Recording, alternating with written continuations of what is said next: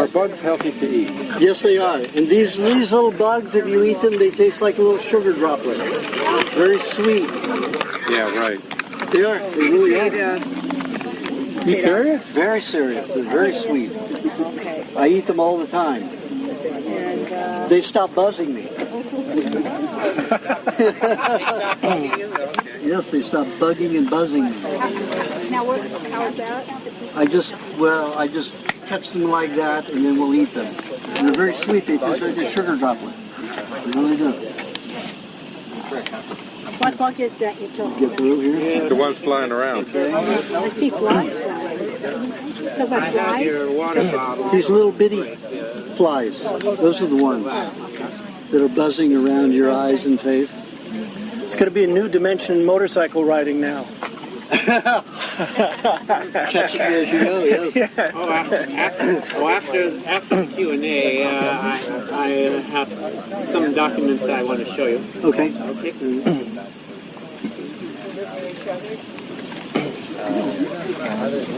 Elaine, what was going to be my question? Okay, let's get What started. was my question?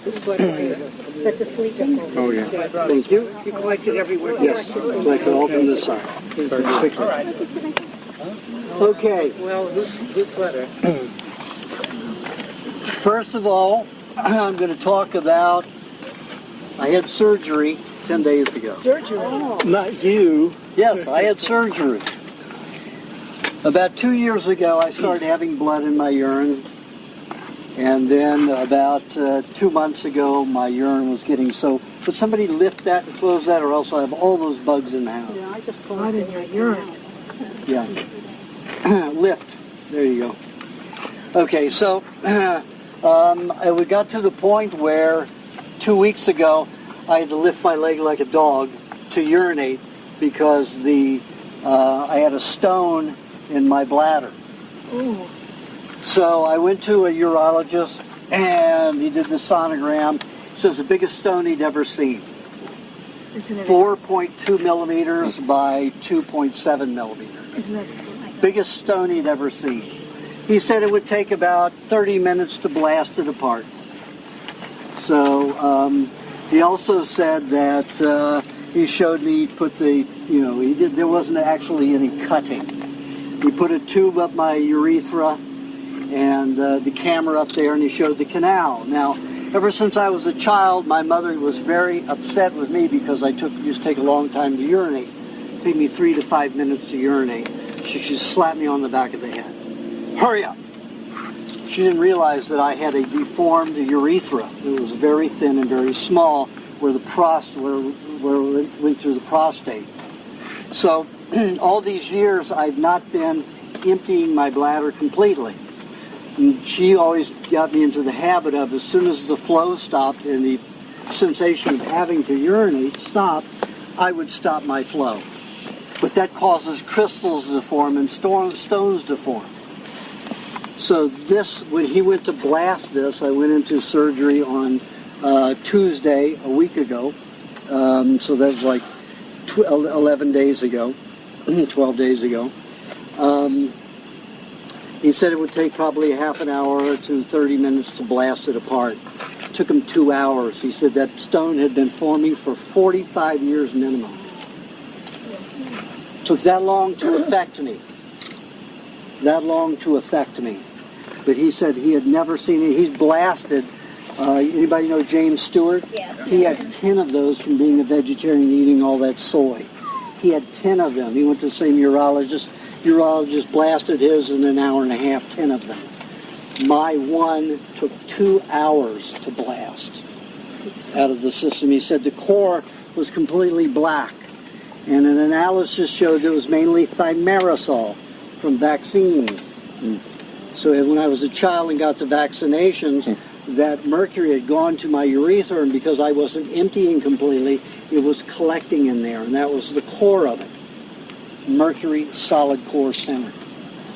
So while he was there, I said, wouldn't be a bad idea if you cut the urethra, opened it up into a V shape, and let me heal around it so I can pee like normal.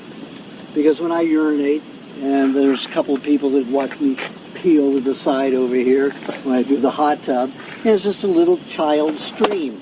And it's always been. Now I pee like a racehorse. So there are situations where this diet will not, we cannot help you, and you will have to have medical help. Like if you break a bone and you're dislocated and you can't get that bone back in place, go to a doctor. Now I broke 7 bones in my foot but never went to a doctor because I found a little 14-year-old girl. I knew a 14-year-old girl who used to love to crack people's knuckles. She'd just go around and pick you up and go snap, snap, snap, snap. She just loved doing it.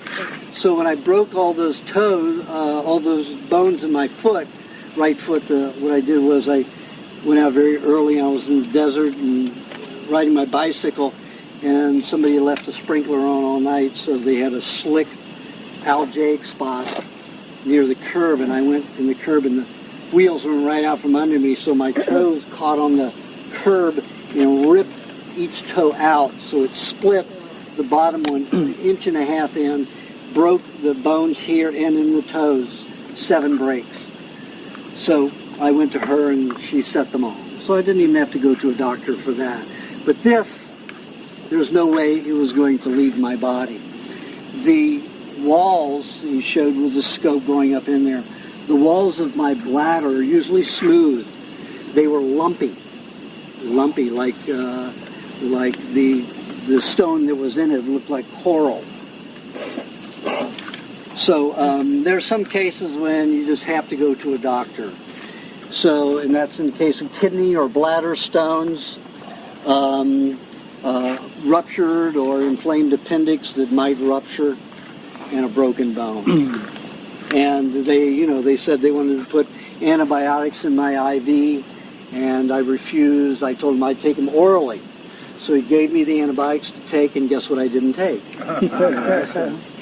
Because I don't need that. I can take lime juice or something if I want to keep bacteria down, and I don't want to deal with a bacterial detoxification or infection right after a period of medical help, because they just freak out when it happens.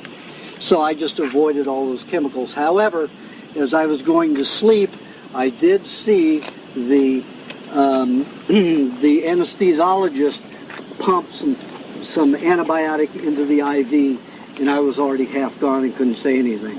And that's what this is. So I had constipation up until yesterday. So finally it cleared in my system. But I ate tremendous amounts of cheese. I ate a whole loaf of cheese in 10 days.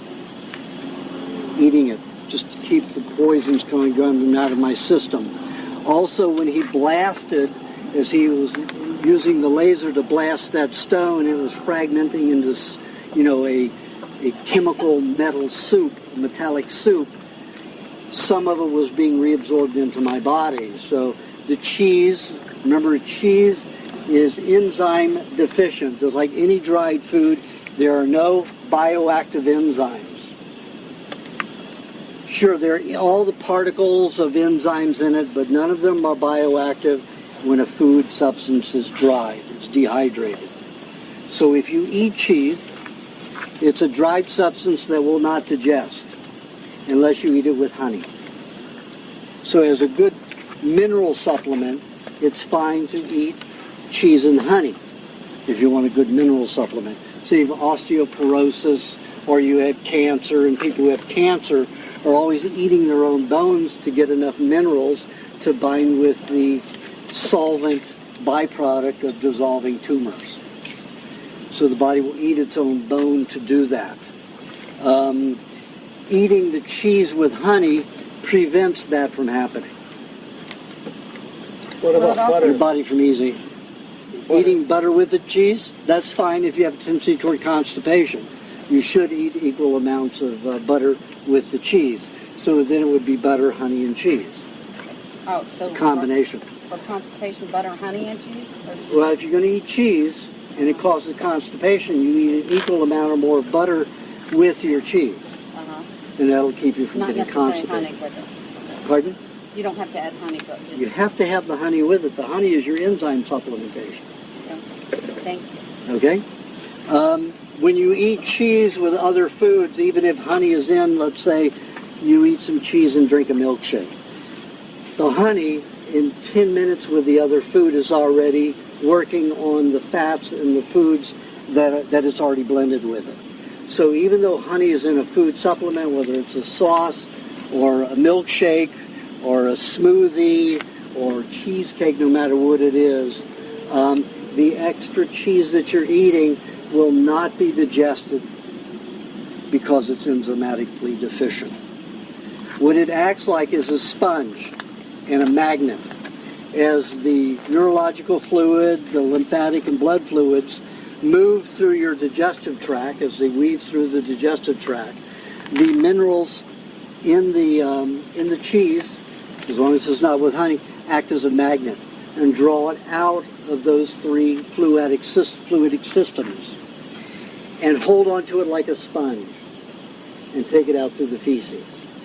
So I ate I was eating cheese every hour and only twice a day with the honey to give me the mineral supplementation that I needed to draw out those poisons, because they did put me on an IV for a solid 3 hours. You couldn't tell them not to? There's no way that they will. They are completely terrified. They also, it's a way that they can alter your chemistry quickly. And the kind of surgery on my penis, there's no way I'm going to be in a awake state for that. I'll go through teeth drilling, nerve teeth drilling, but with my penis, there's no way. I'm going to stay awake. So I let them put me under, and that means an And IV. say bee pollen, because bee pollen takes away. Yes, it does, but I took it before and after. And they said, no food after 12 o'clock. I was sucking eggs every hour up until 2 hours before surgery. Because remember, eggs, there's no solid to it. It's going to all be absorbed and you don't have to worry about it. They're looking at people who eat cooked foods and water and all that kind of stuff. It never assimilates and processes properly, so they're vomiting, defecating on the operating table, and that they don't want. So it's not a problem if you're eating raw foods, especially raw eggs, because all the protein and all the fat is already liquid.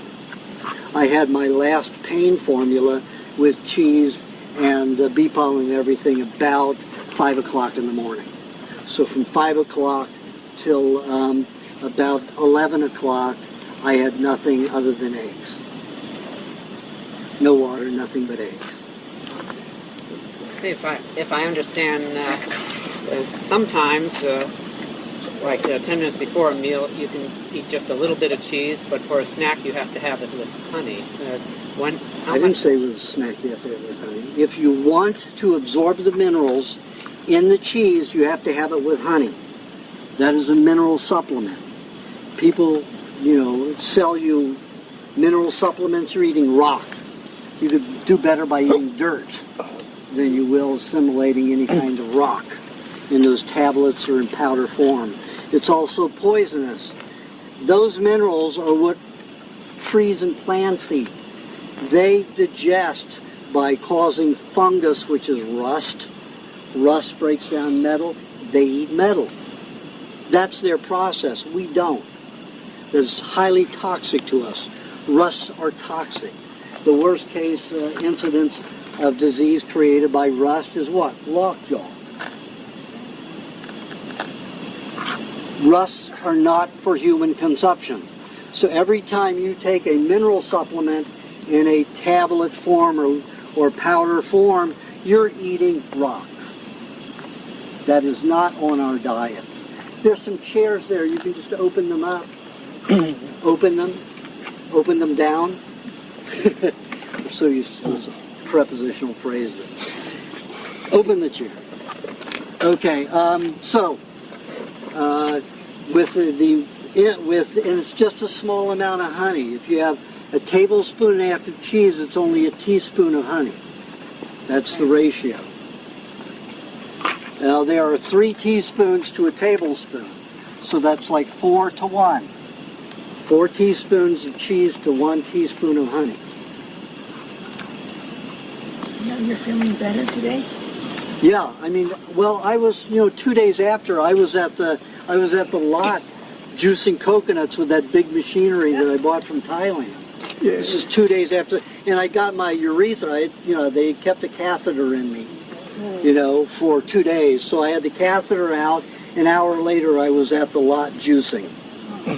Worked for hours. So would you say like I wasn't say I was painless. I was in pain, but it wasn't enough to cause me to cry. would a cube of cheese, which is about an ounce or something, would that be, not an ounce, but a cube, would it be less than a teaspoon of honey? A half a teaspoon is about a sugar cube sized amount. So 2 sugar cube sized amounts of cheese is about a teaspoon. Does she know where the coconut, is that accessible for us? Yeah, if you want to spend $9,000. The juicer's this big, You gotta have, so we can do, we can do 50 gallons. can we rent time on it? You'd have to talk with James. I sold it to Buy it him. over there at the Yeah. lot. Yeah. He's now juicing for the lot, so now you can So buy he's got coconut cream? coconut cream. Yep. So coconut cream is now available at the lot. That big machine also juices vegetables, so he will be able to juice vegetables in 1/16 the time that used to take it. So he can do probably about 10 gallons an hour with the coconut cream, and with juice he could probably do about 30 gallons an hour. How do they open Juice. the coconut? Pardon? How do they open the coconut? I bought a machine that has a wheel with teeth on it and a pin that sticks up. And what you do is you put it on near one of the eyes, and it just rips it right off. So it takes, if the people in Thailand who are used to doing that, they can shell a coconut in 3 to 4 seconds. It takes me about 10 to 15 seconds to rip, by the time Thursday before last, I was down to about probably 10 seconds per coconut, ripping the shells off. Wow. And then there's a grinder which grinds it all into grated coconut, and then that goes to the juicer. And the juicer is huge. It's like this long, this high, about this wide. It looks like a champion juicer, that's stainless steel and huge. When will it be available for sale? It's already available for sale. I think it's $12.50 for a pint. $11.95 for a pint. $11.95 for a pint. So it's $12 a pint, but that's in glass. They don't add lime. He only puts it in glass. You could save $1.50 by putting it in plastic, but let me tell you, it's better to have it in glass. They should use the ball lens because you said something about. I've already talked to them about it. And also, they don't put lime in it. I checked with Mary Jo. You have to put the lime in it when you get home. Now you have to take the whole thing out and put it into jars. How much lime would you put in a pint? You'll really need just a little amount. When I did it in the book, it's overkill. So That much lime. I put as little as a half a teaspoon per cup, and it keeps it for a very long time. In fact, I found that even the less is better. Half a teaspoon per cup of coconut cream. Half a teaspoon of lime juice per cup of coconut cream. This is a cup, 1 cup. That's what I said. The container comes in as 2 cups. Yeah, 2 cups. That's a 2-cup container. That's a pint container, pint jar. Okay, so you need 2 teaspoons. So you need One teaspoon per jar. per jar. Yep. Okay? And it's better to break it down into smaller jars unless you're going to drink it all in 1 week. And another thing is you need to have it melted before you can mix it. Usually this coconut cream does not solidify like the other coconut creams. This stays soft the entire time. So you can still mix it through. You can still mix it. It's better to blend it, and you don't have to worry about it. When it's in plastic, the plastic gases and causes the coconut to solidify harder. For whatever reason, the chemical reason, I don't know. But that's what happens. How could you blend it if it's in those big wide mouth jars? You pour it into different jars. You have to take it out from there. You have to put it from the big jar into a smaller mouth jars. Just to put a certain amount in. I wouldn't put the whole thing in it. You can't put a whole thing in an 8-ounce jar. Half of it, I'd say. Half of it. Allergy regarding coconut. Well, don't ask me questions about that pertain to health until we go around and talk about. I'm going to ask each person a question. So if we go out of line, I'm not going to who's already gotten their question asked and answered.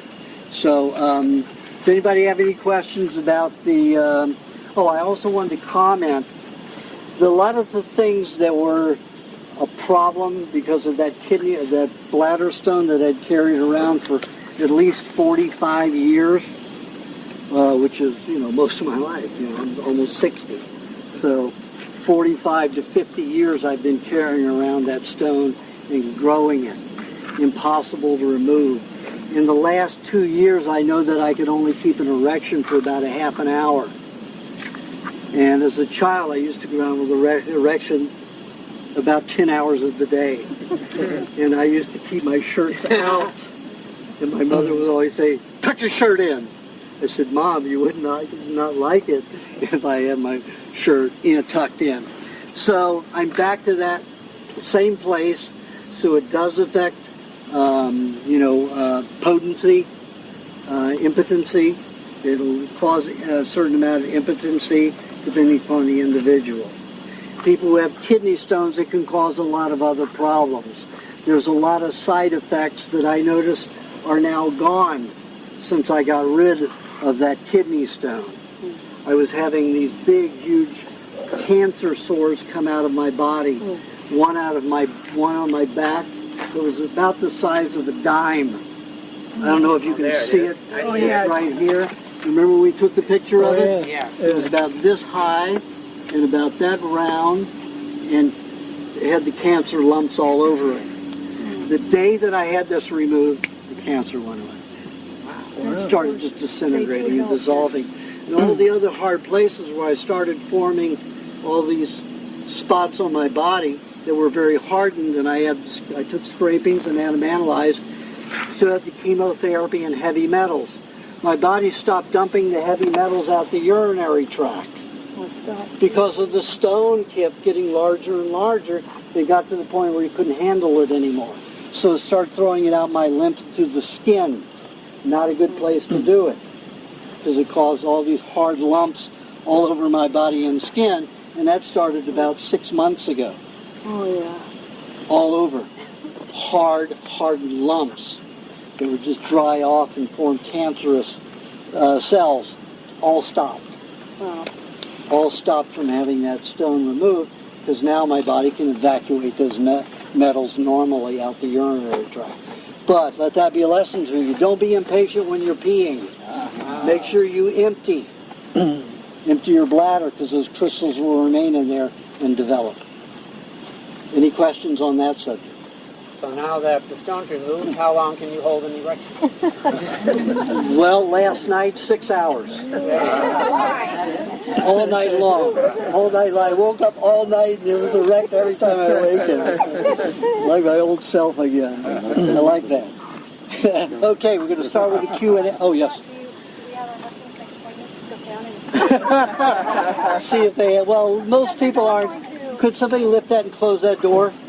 Those insects will come. You have to lift hard. There you go. Thank you. Oh, he's not raw? It's probably, most of the time, 90, probably 80, 85% of the time, impotency is a matter of not having the raw fats and not having the raw meat. Lots of people in their 40s and 50s, all the way up to 90 years old, have gone on this diet, and all of a sudden, my God, they're virile again. And that's mainly the problem, a lack of raw fats and raw proteins. If they won't do that, they're not going to even form the hormones to ejaculate anything. But should they have a prostate scan or the bladder or anything? Do doctors do that? Well, what they can do is they do a sonogram. They do ultrasound, and they can see if there's a stone there. Right, so you can ask them to do that without Absolutely. having pain or being dying or whatever. Yes, absolutely. You can go have it checked. In fact, after what I went through, if anybody has ever had any kind of difficulty in urinating and it's a pattern, go have it checked. because it's non-invasive. It's just an ultrasound.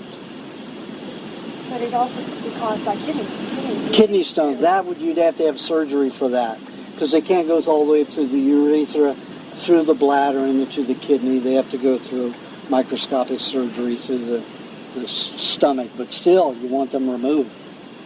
Because I've discovered that some skin cancer is caused by stones. Obviously, in me, I started developing skin cancer. I'm constantly arresting it, except for this one right here. But as soon as that stone was removed, my body's processes were restored, that tumor started just shriveling and shrinking and drying up. Is that related to prostate problems too, or? Well, no. Well, if the prostate is so tight, like mine was, my urethra was so small and so tight going through the prostate that I wasn't able to empty. Or I probably could have emptied, but my mother taught me to be impatient, even with myself.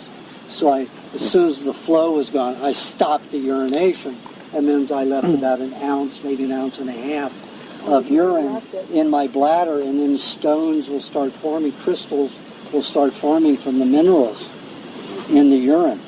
If you let your urine sit in a jar for about 3 or 4 days, you'll see crystals form at the bottom.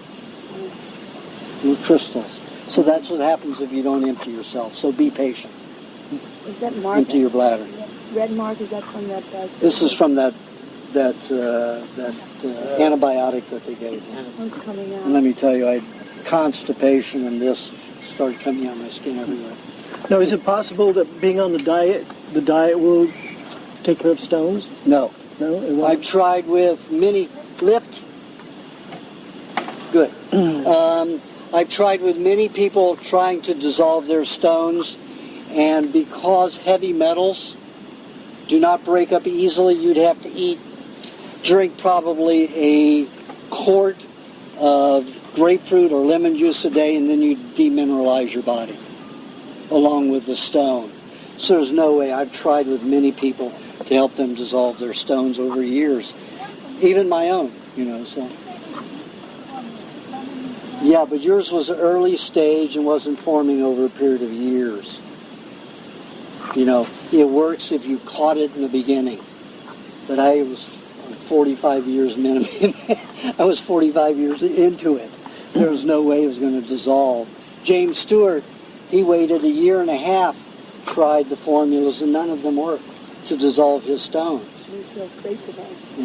And he had his blasted and removed.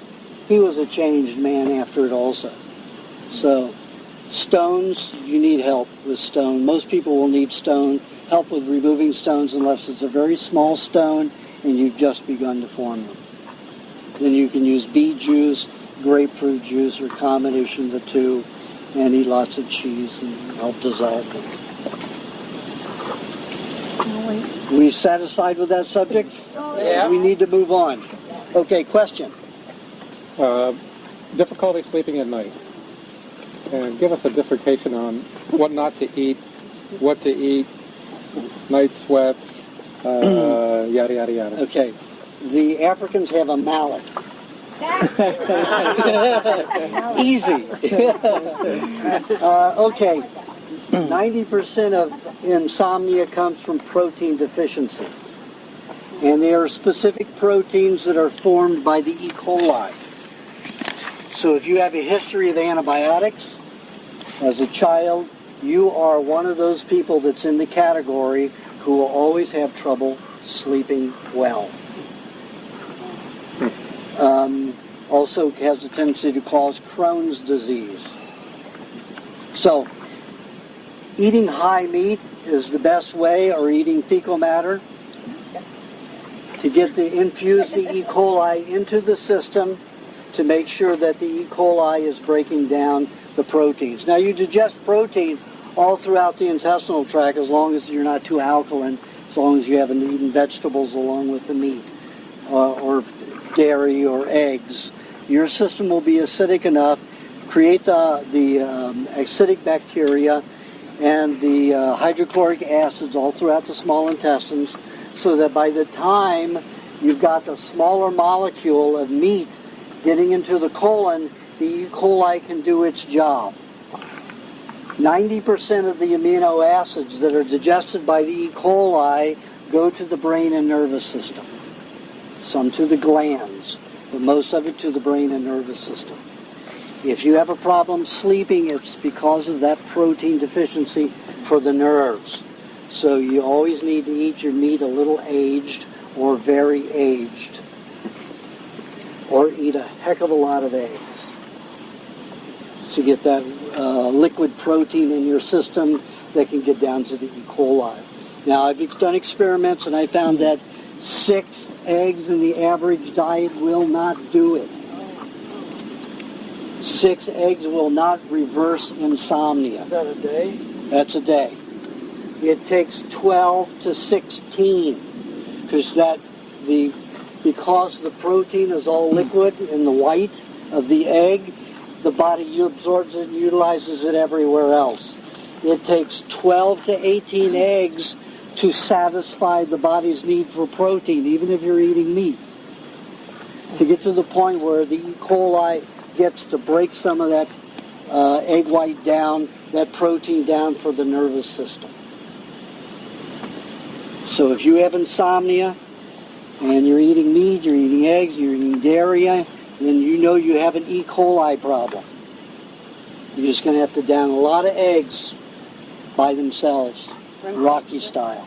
Room temperature? Always, never refrigerate eggs. Like I say, never refrigerate eggs. If you get your eggs from a store, the only time that egg is refrigerated is when it's put on the truck for delivery. No egg company has refrigeration. No egg grower has refrigeration, except on the truck. So as soon as it goes out for delivery, it has to be delivered to the store at 45 degrees. So it's hit 45 degrees.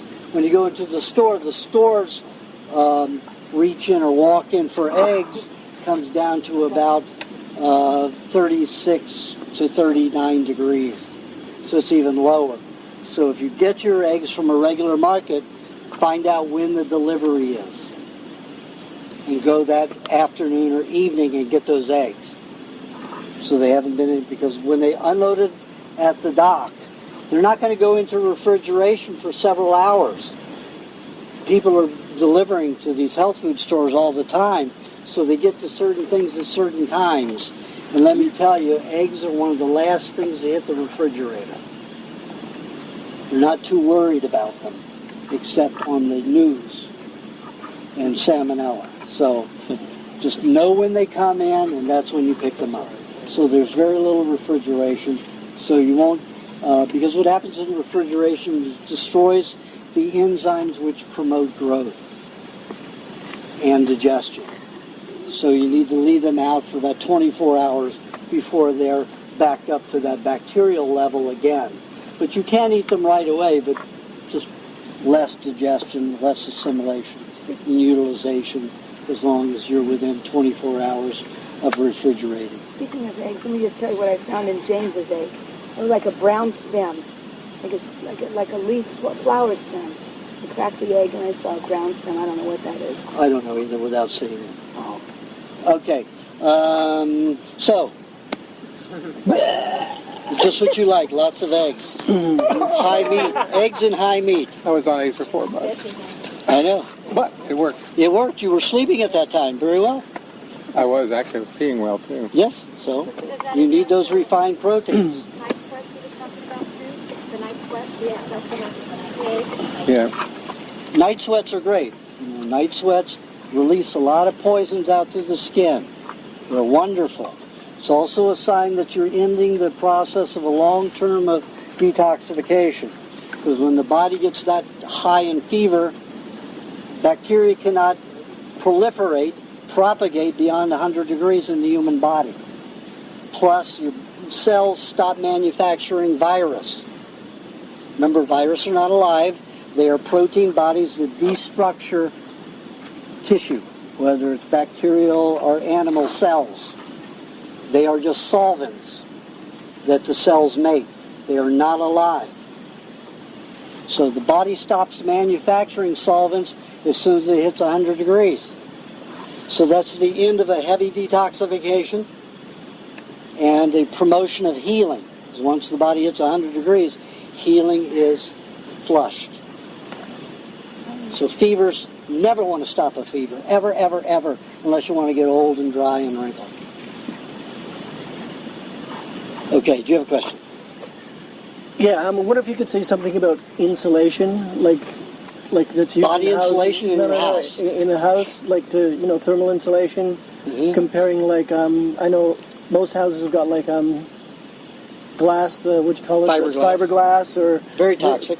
or versus styrofoam, or like would old styrofoam, for example, be not as bad as like new styrofoam, or No, because if the heat hits the house, it's going to regas. What's that? Plastic constantly will cause gases to react when heat and cold changes.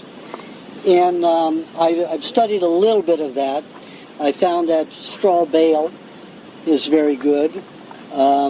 Straw is excellent. Old clothes, old jeans, really? Material is a great insulator. If it's like cotton, but you wouldn't use like Wool polyester. Not polyester, because that will gas again. Right. Just remember, anybody who's wearing polyester clothing, the lint that comes off of it, you're breathing it. That goes into your lungs. Your body has to eat it and digest it, the plastic. So you're getting PCBs, you're getting polymers, you're getting all kinds of dioxins. Lung cancer is going to be out of this world in the next 20 years. Probably the worst country that will be hit will be Vietnam. Oh, gosh. Because all women wear polyester clothing. All of them. Men don't. All of the women wear polyester suits. Looks like they're in their pajamas all the time. Polyester pajamas. Yes? I was just going to add that the fragrances that would have been called natural from magazine, Wild Rose, Yeah. especially. Oh, really? They have articles on, and they actually had an article, I think it comes out every other month. But it was specifically on the different materials used for insulation. The denim jeans was a big one. And then they also talked about different, like straw bale foams, the pros and cons, and like rubber tires, what they were talking about that. People using broken down rubber tires. Really? All of them have. But it stinks. Right. But you just have That stinks. That's a great resource. Yeah. Home magazine. You can I subscribe to it. Oh, really? Yeah. Okay. But the worst would be fiberglass. No, asbestos would be the worst. Yeah. Fiberglass would be next. What about fiberglass they have it encased in plastic? Doesn't make any difference. You get plastic gases. Oh, so you're still getting it from As the long plastic. as it's gassing, you're getting dioxins. Okay. And even in the house, like that's got the sheetrock, that's all sealed. Doesn't make any. Gas penetrates, even though it's slowly. It will still penetrate through walls. What is he talking about? Fiberglass. I mean, the walls. Insulation in the walls. How could we tell if there's something like that in the can? Well, we can't go into details on this stuff. We just have to cover stuff lightly. Okay, do you have a question? Lower back pain, and it seems to be connected to my insomnia. When I manage to get a fair night's sleep, the back pain doesn't seem to be as severe. It was not an accident. It's just kind of become chronic over the years. Lower back pain, and sometimes you might have kidney stones. Oh. So go have that checked. That'd be the first item for elimination would be that. Next, it would be a lack of fats and proteins to lubricate and clean the back. If you have problems with your back and it's not stones, eating a custard would be helpful every other day. Every day might cause too much detoxification and lower back problems, as I said in my book. So eating papaya helps clean the spine. Okay? Do you have a question, Roger? Okay. Ibrahim, I'm going to go this way. I'm going to weave. Do something different. I'm getting bored. No question yet? Okay. Do you have one? Yeah. I was wondering what to do about dairy, because whenever I eat dairy, it's more so with things like milk or yogurt. Are you drinking cold? No. just, I mean, even if I eat it like room temperature, Room temperature, yeah. like it's definitely the more protein the worse, but I get like, you know, just kind of stuffed up at night, so I kind of feel something kind of. So, I mean, That's not an allergy to the protein. That means you've got something in your brain or sinuses that's dumping. And it's usually nerves. The nerves detoxify at nighttime. As soon as that sun goes down, nerves start detoxing. They're in full force by midnight. And it goes full on from midnight till 5 o'clock in the morning. So if you're having a response like that, you're having a nerve detoxification and it's trying to dump through your sinuses. So you need more mucus. You need more to make sure that you're flowing properly to discharge this poison. We never recommend like to not have dairy for a while, or not have like, to only have butter and something like that. Yeah, you can do that for a little while. But, you know, you're going to lower your mineral intake. You know, you're going to be fasting to some extent for nutrients that are needed in the body. Because our system, our environment is so toxic with heavy metals that we need a phenomenal amount of minerals to chelate, magnetically attract to them, lock onto them so they don't do damage in the body. And if you're not eating milk and you're not eating cheese, you're going to be mineral deficient. There's no way we can get enough minerals in our bodies that we can digest and assimilate if we don't eat milk and cheese. Yes?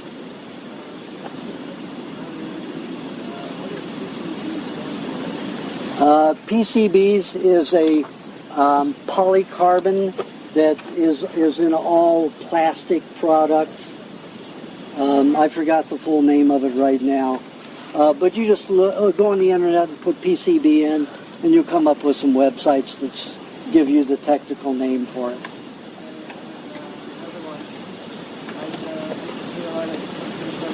Okay, you're going to have to wait till I come to you, because I'm going to questions this way. This relates to his question. Would you recommend goat milk versus cow milk over cow milk? Okay, the difference between goat's milk and cow's milk. Goats produce a lot of proteins and hormones that cause hormone precursors for adrenaline. If you are a thin person, you should not look at goat's milk. Stay away from goat's milk. If you're overweight, goat's milk is fine. If you have a sugar problem, if you're diabetic, goat's milk is wonderful. Cow's milk is always the best. Calms the nerves and relaxes. Has anybody ever heard or seen of a relaxed goat? No. They eat everything. These poor creatures are so imbalanced in life. They eat everything. They will eat your fence. They will eat rock. They will eat aluminum. They will eat anything that is in their pipes. Anything. Absolutely anything. Poison they will eat if you leave it. They will eat anything. Not a good thing to have unless you're terribly overweight and very lethargic like most diabetics. Okay, so I answered your question well enough? So would that, so if you have chronic fatigue with goat milk? Pardon? If you have chronic fatigue with goat milk, is better than cow milk? Probably. Unless, well, you're on the thin side, so you're going to have to add cream to it. You know, some cow's cream to the goat's milk. Do you have a question? Yeah, what do some of the items you've been discussing, how does that impact now whatever is your latest thinking on insulin resistance and blood sugar? Is that too broad of a question? Well, no, I'm just trying to get, I'm trying to understand specifically what you're asking. Well, some of the areas like more protein and honey. You mean, when you say insulin resistant, what do you mean? High blood sugar. High blood sugar. Right. If you eat a lot of honey, let me give you an example. I have a 72-year-old that went on the diet, and she's been taking insulin for 42 years. I put her on a minimum of a half a cup of honey a day. You know what her blood sugar level does after she has honey? It drops. Drops. That's the way it works. Remember, when the bee collects the nectar, The bee swallows the nectar. It creates an insulin-like substance which converts 90% of that carbohydrate into enzymes for disassembling which is digesting the proteins and the fats, mainly proteins. Once you heat that honey above 93 degrees, it alters that insulin-like substance. When the bee gets back to the hive, he vomits it. And they're all he's. He vomits what is then honey. It's no longer nectar because it's pre-digested, and it is now honey. So honey is bee vomit. Enjoy it. It has lots of insulin in it.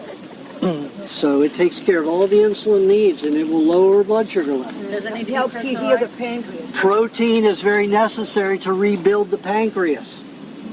The most important nutrient is protein to rebuild a pancreas, so it functions properly. Does it have to be crystallized, the honey? And it should not be crystallized. Protein in the form of meat and eggs for the rebuilding the... It doesn't matter. Eggs or meat will help rebuild it.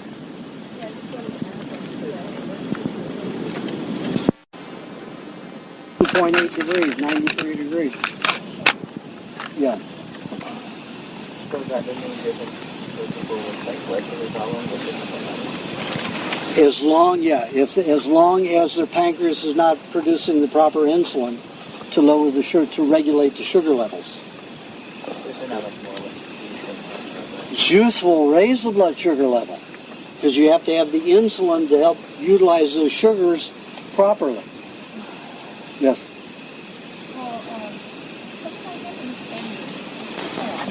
Well, that's okay if it's crystallized, but if you're a diabetic, it'd be better not to have too much crystallized honey. Yes.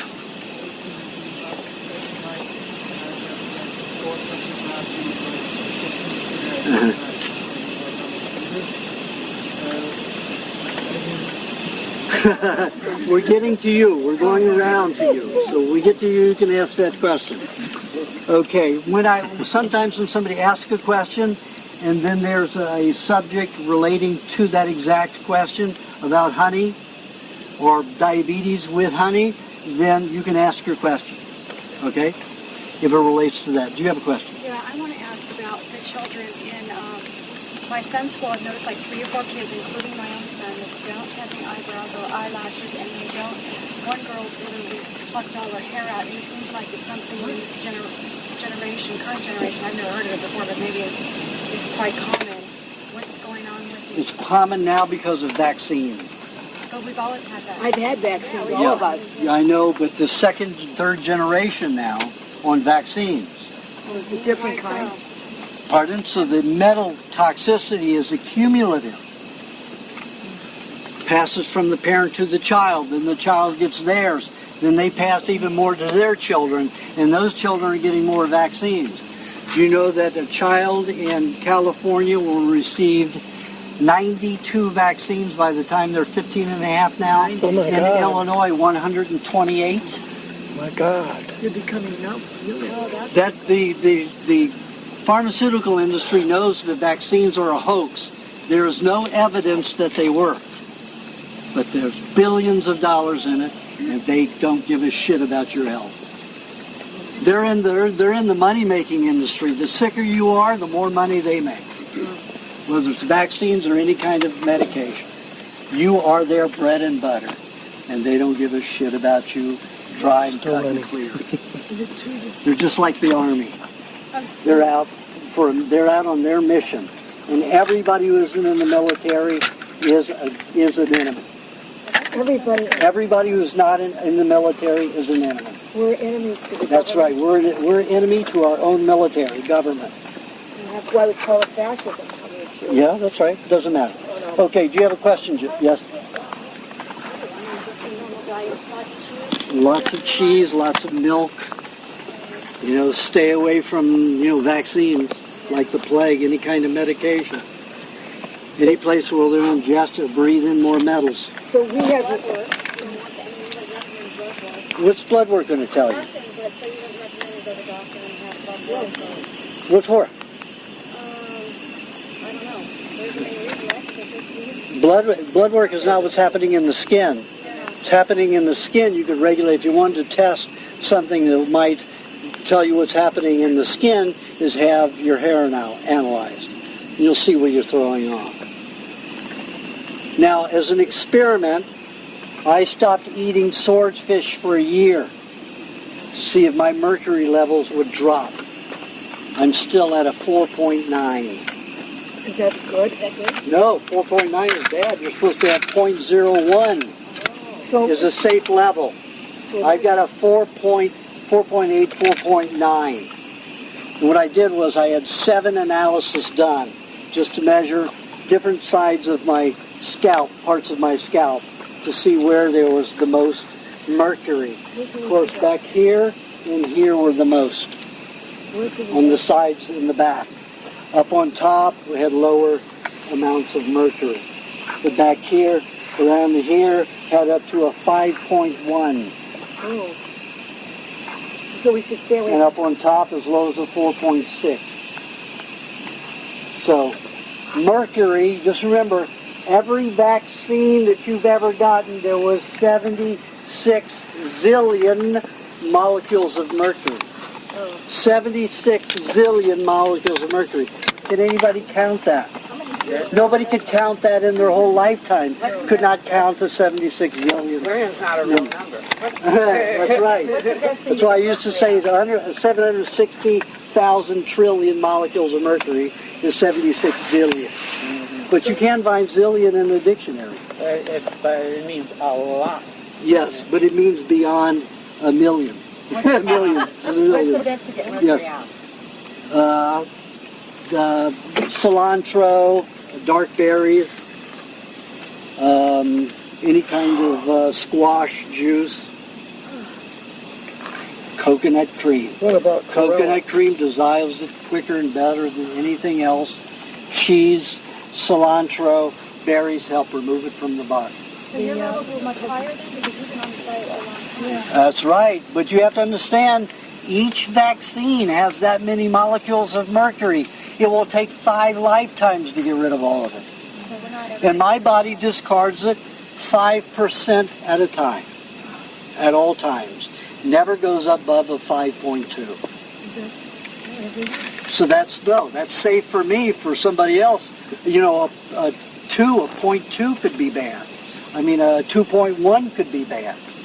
But for me, I can tolerate up to a 5.2 without symptoms. What about What are the chlorella? symptoms going to be? Chlorella is helpful to remove it also. Chlorella is not digestible. What is it? Chlorella is an algae. Do you have a question, Jill? How about talk about vision improvement?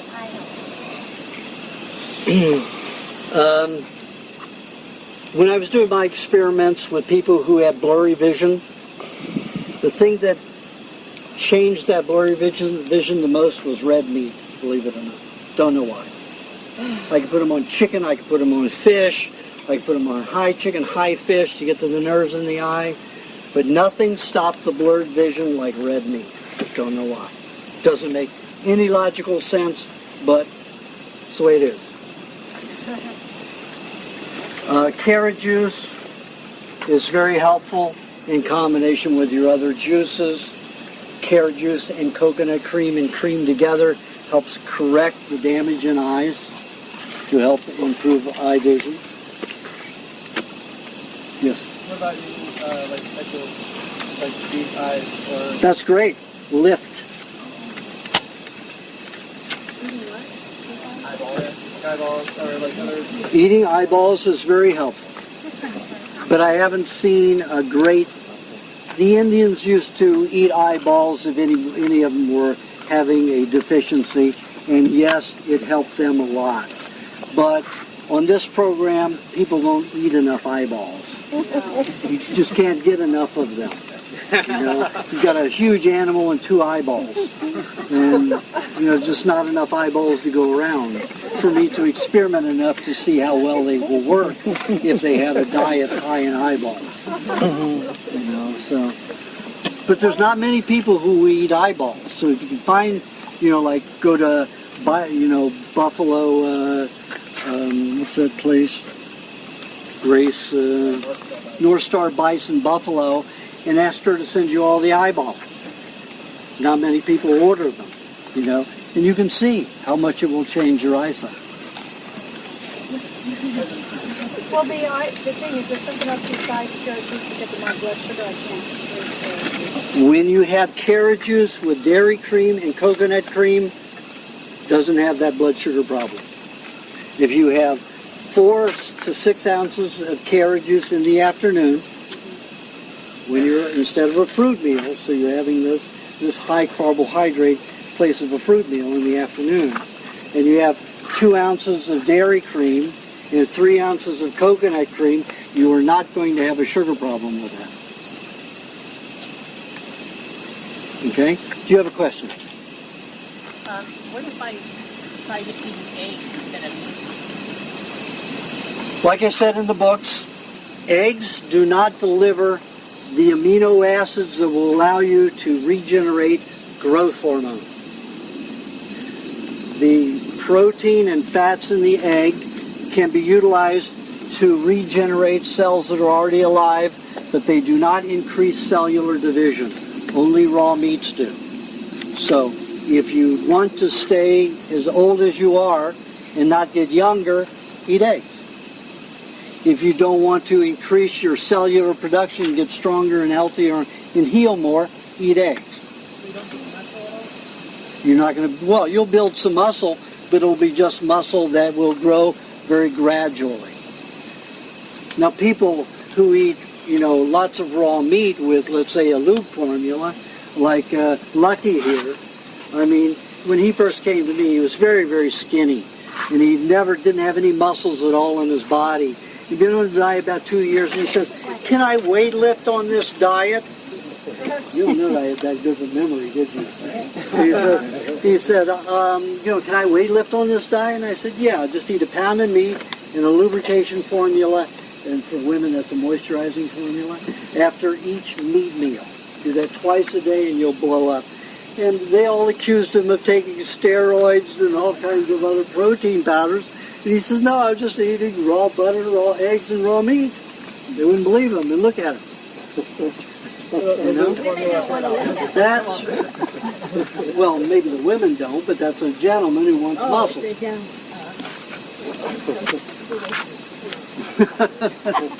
So if you want to pump up, you need the meat to do it, if you want to get large.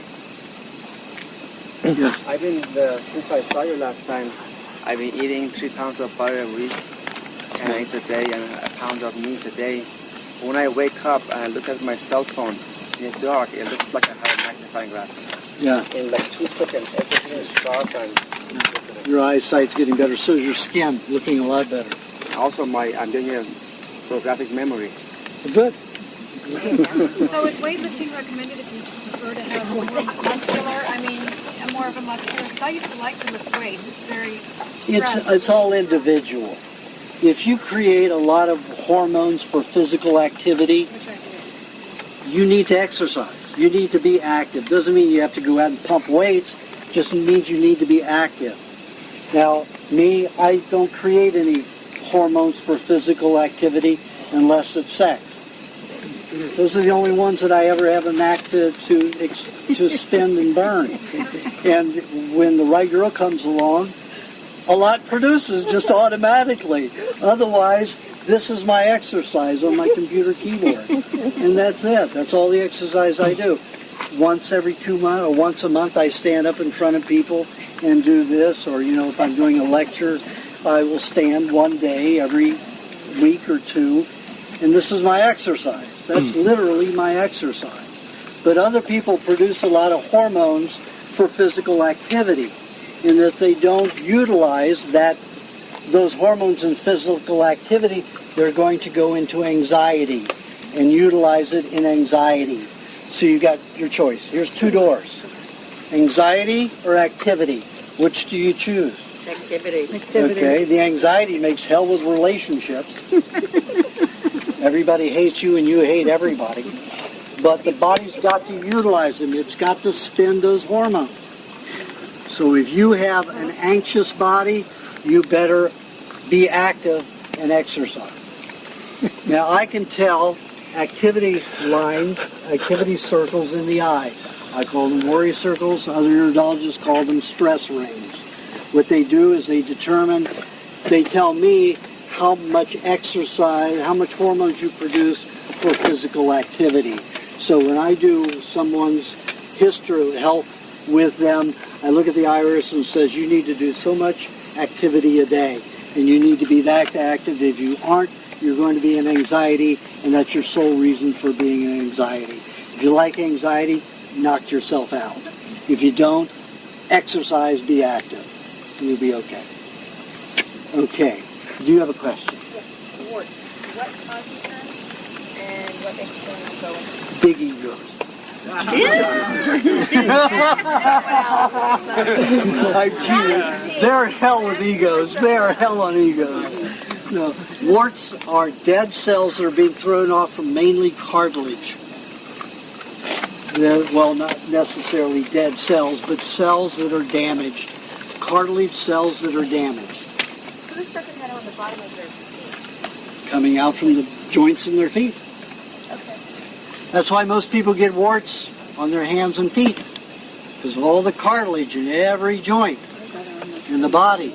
You bruise and damage that cartilage, and if your body can't dissolve those cells, guess what it makes? A wart.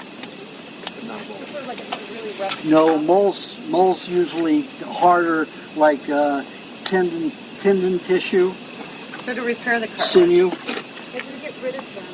I mean, like in this case, unfortunately, we went to the doctor and they actually put acid on them. But I'm just curious. I'm sorry. Making me happy. Yes. Well, I've got several remedies for that. Sorry, it's in the book. I can see that I've read it. Yeah.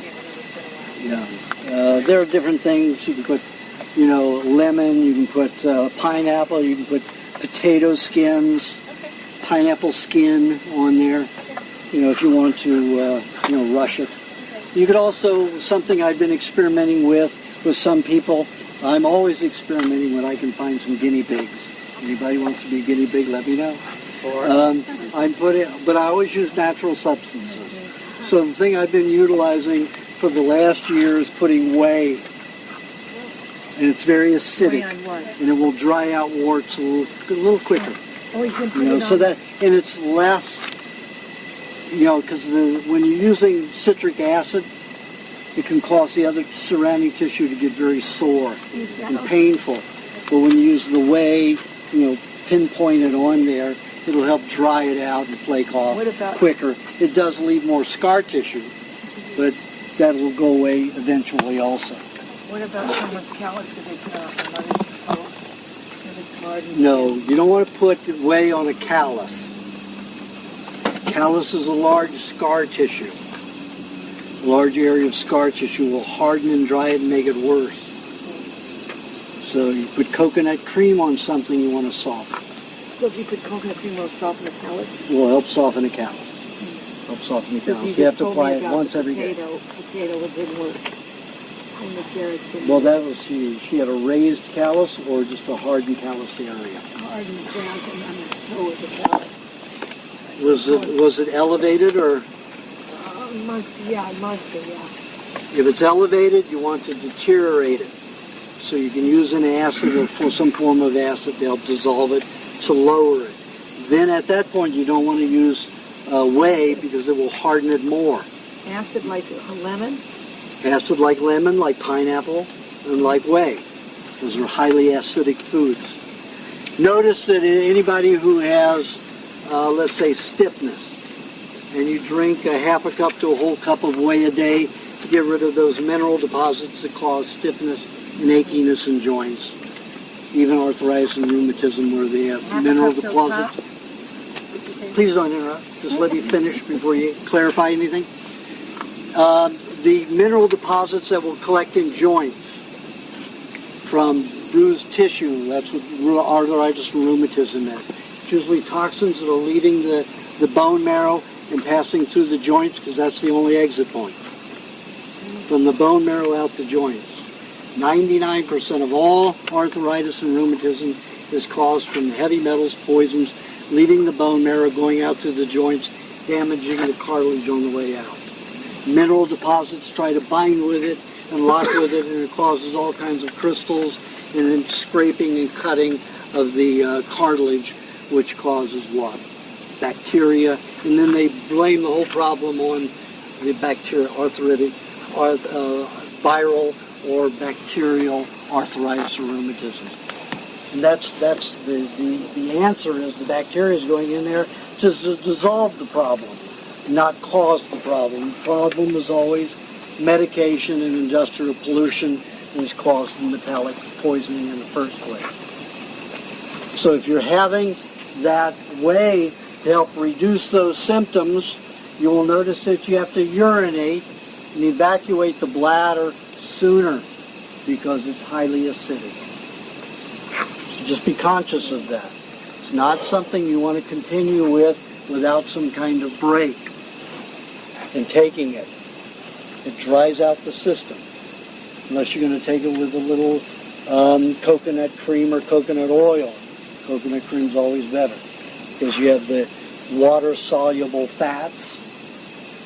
Is that a misnomer? It is not a misnomer. You have water-soluble fats in the coconut cream that is not in the coconut oil.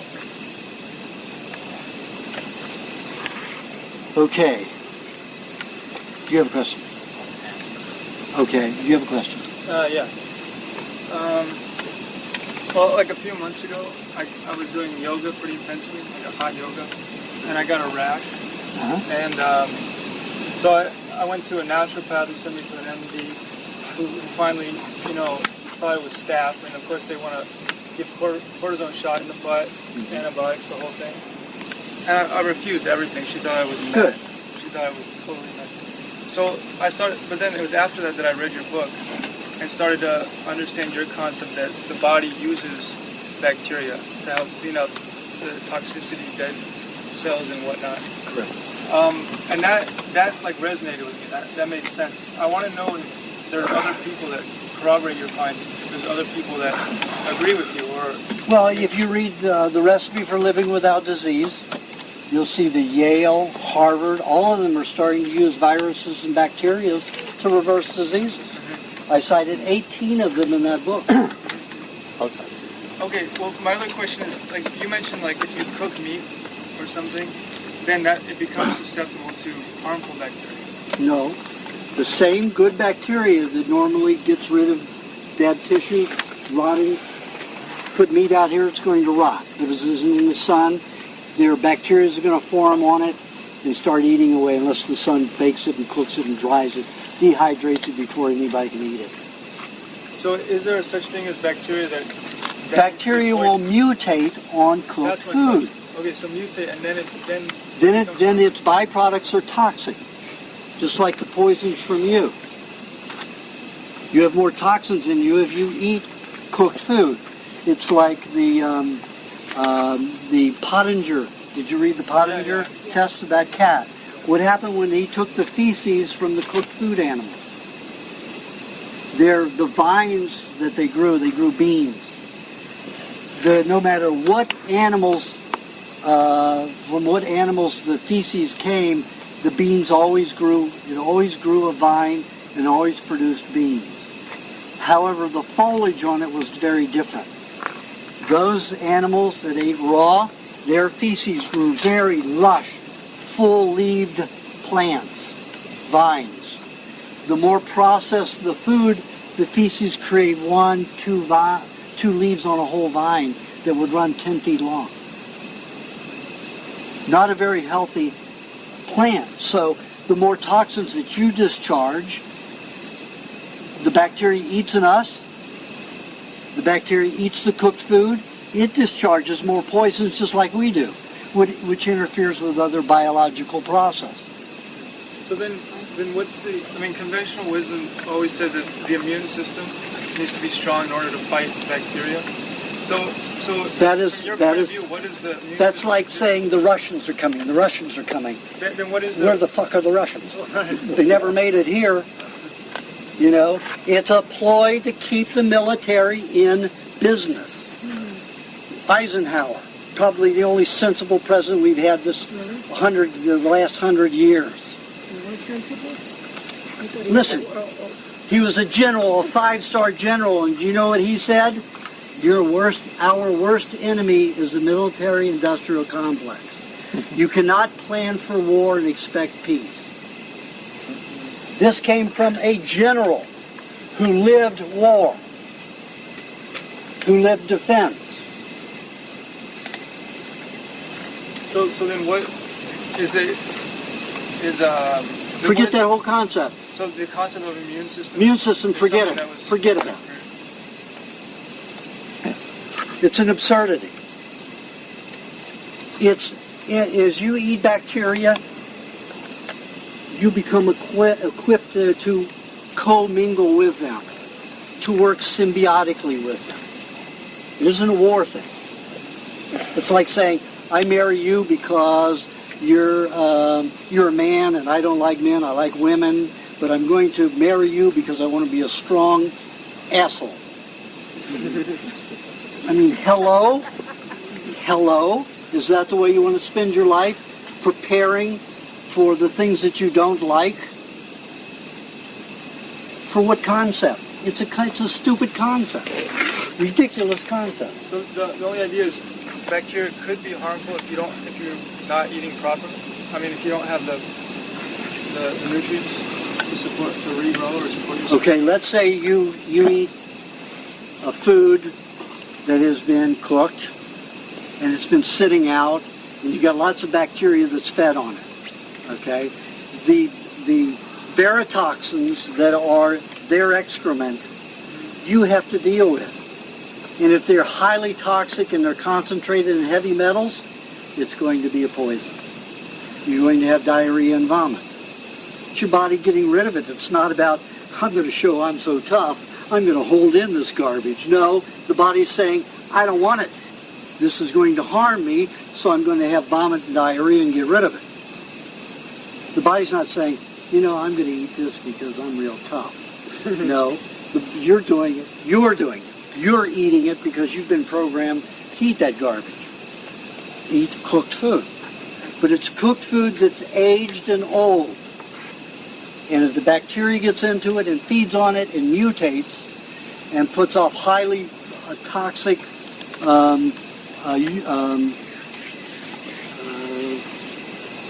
discharge, what was it called? The verotoxins become highly charged, highly caustic. You got a problem. But it'll usually be just diarrhea and vomit. Unless the medical profession gets a hold of you, once you take steroids and antibiotics and all stuff like this, then you damage your intestines more, and then it becomes a process of trying to get rid of more poisons. And it'll be an endless process. Yes. That's a perfect example. And you used this before in your lectures about how they'll say E. coli killed someone or whatever, like this. And you joke because you're like, well, E. coli is a bacteria that we have in our intestines, so how funny is it that if it's something that kills us, but yet we're supposed to have it in our colon too. They got away with that bullshit for, 50 years. And then when they got enough people educated, and people realized, wait a minute, E. coli is the major part of my bacterial system in the colon. Right. So then they came up with the H7157, E. coli, mutation. Where does a mutation like that come about? Only from industrial poisoning. Okay. Do you have, you skipped? Do you have a question? No? Do you have a question? I have a question. I don't know what the core source is, but I've had stiffness in my right arm. Then did some traveling this summer, pulling luggage. Pain increased. I don't know if I tore something or something else already started. And played tennis in a lot of pain because of my evo. And ever since then, I've had a lot of pain in my arm. The classic name for it is sort of tennis elbow. But it's gotten better. But I'm at the point now where it's not getting better, and it swells and flares up. Can't play tennis or golf anymore. When I do yoga, I have to be careful in my right arm, and it's not getting better. It's very common. Very common. People, like I said earlier, you get poisons that go into the bone marrow. You know, she used to be very heavy, and she had a lot of fat to protect her. Then she got on the too thin side for a little while, and what happened was the poison started going into her bone marrow. Like I said a few minutes ago, when it exits a joint. As long as the poison's in the hard bone, it can go out through the muscles, the tendons and the muscles, and out through the skin. But once it gets into the bone marrow, the only exit point is a joint. Poisons go out the joint, they burn the joint, they cause all kinds of pain and problems. Minerals collect, and that's what causes soreness and stiffness. Whey is the thing to drink to help break that down and alleviate it. So drink a half a cup, well, a whole cup a day, half a cup at a time, twice a day, let's say somewhere around 11 o'clock and somewhere around 8 o'clock. And then after about 10 days, cut it down to a half a cup a day, quarter cup in about 11 and about a quarter cup at about 8 o'clock. And just keep on that until the pain goes away. Then if it returns after a few months, means you're still discharging at that joint.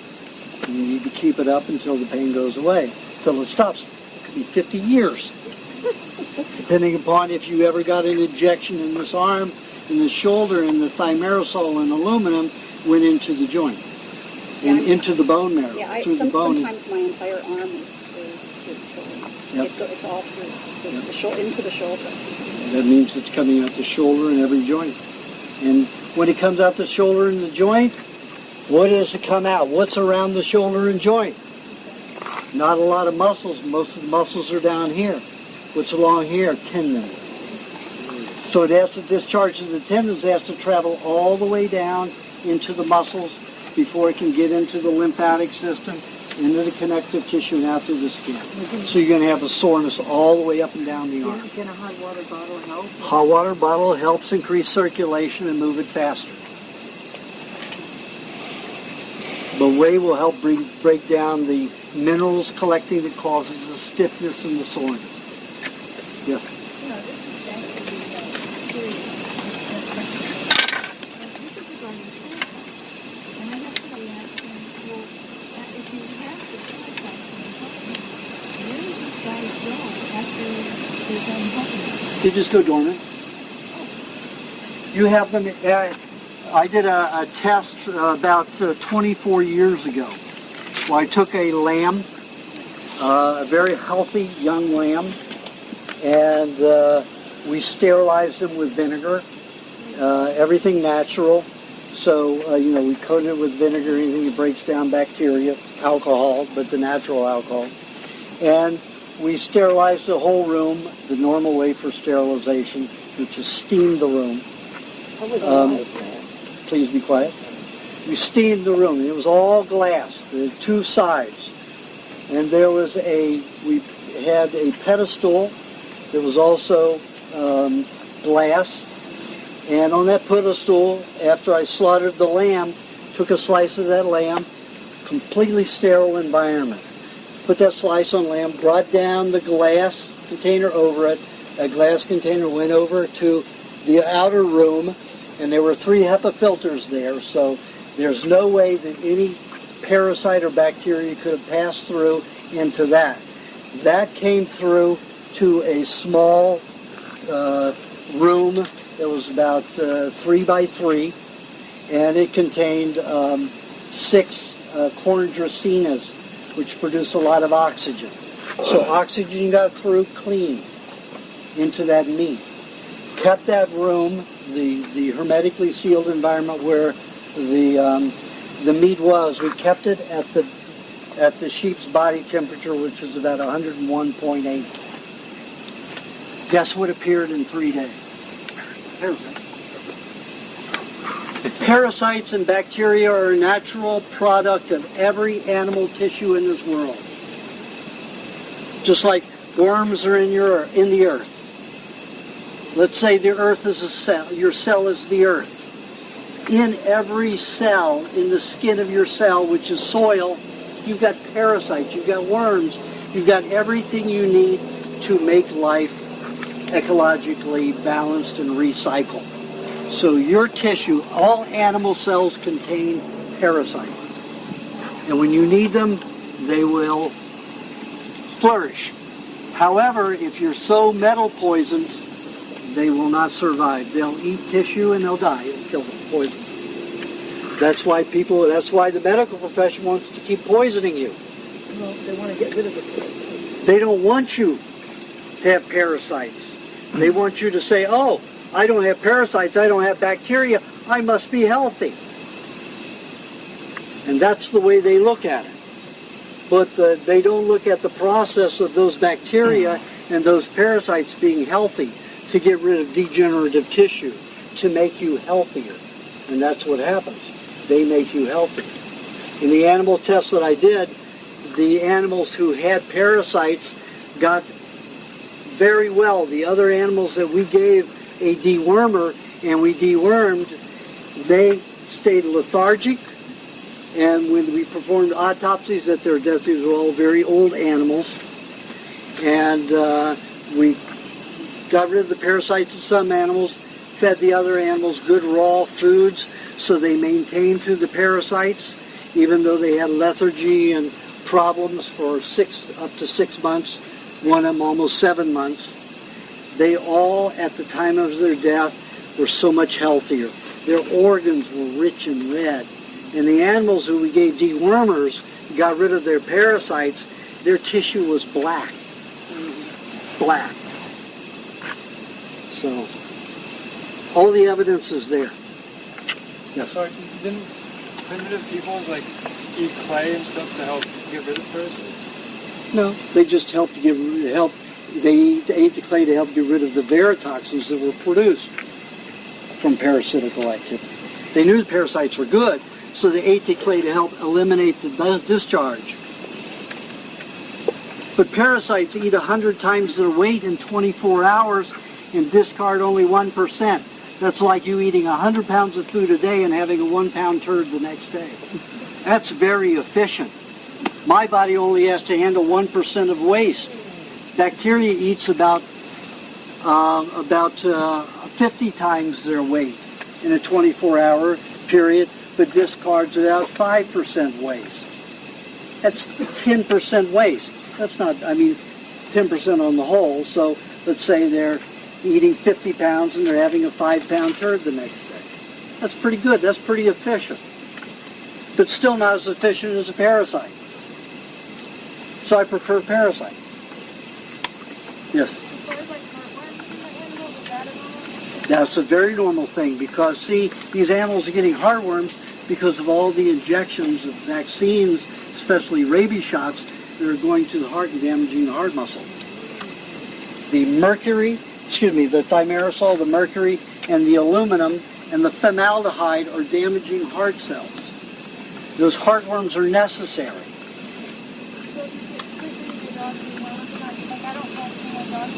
Good.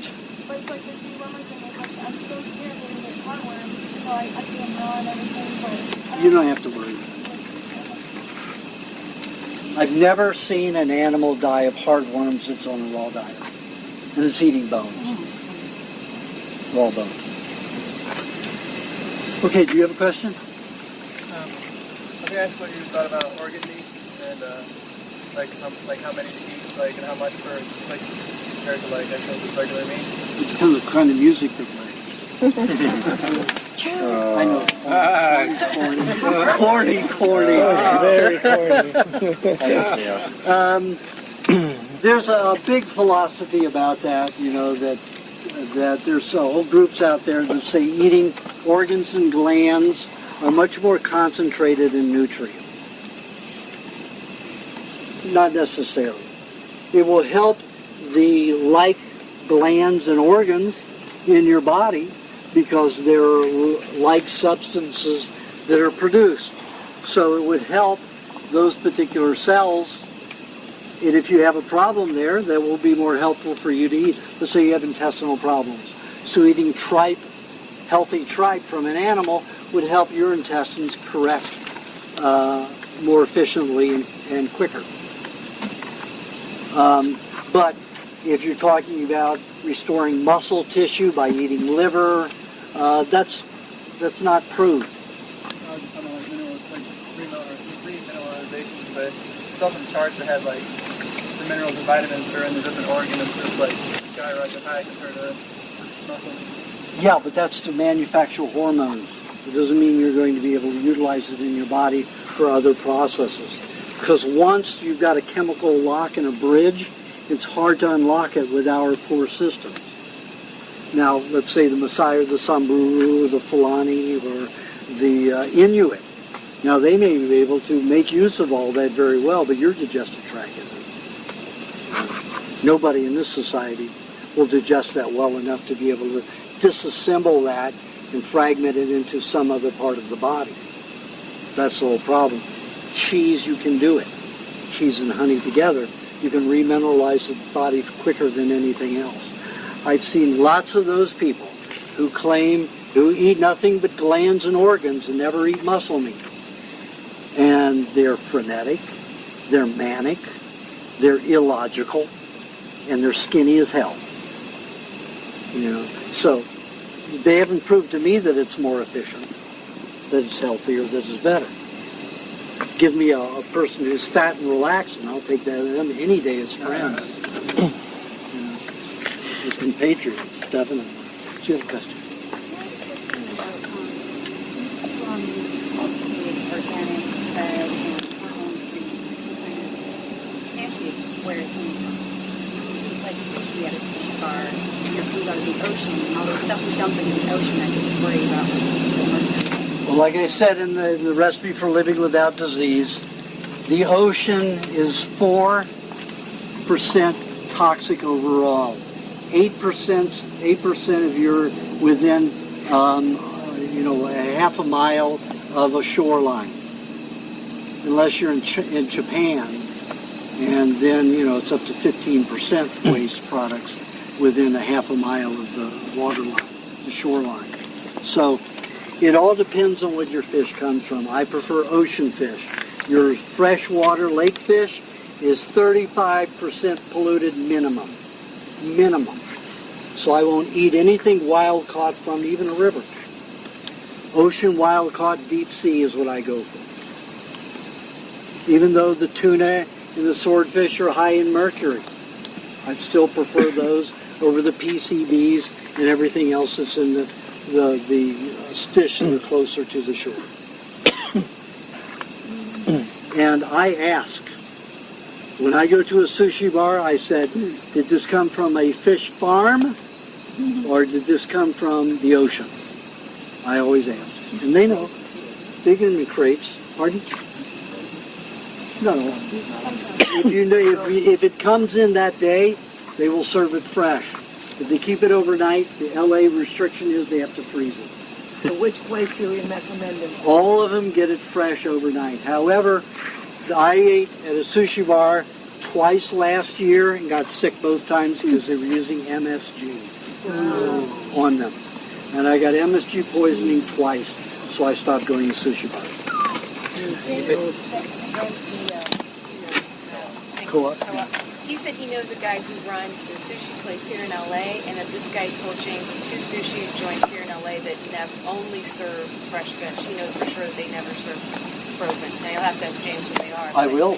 Yeah. I will, because I stopped going to sushi bars in this city because of that. I go into, there's a great place in Phoenix, Arizona. I get a whole platter of raw fish for $100 that would cost me $600 here.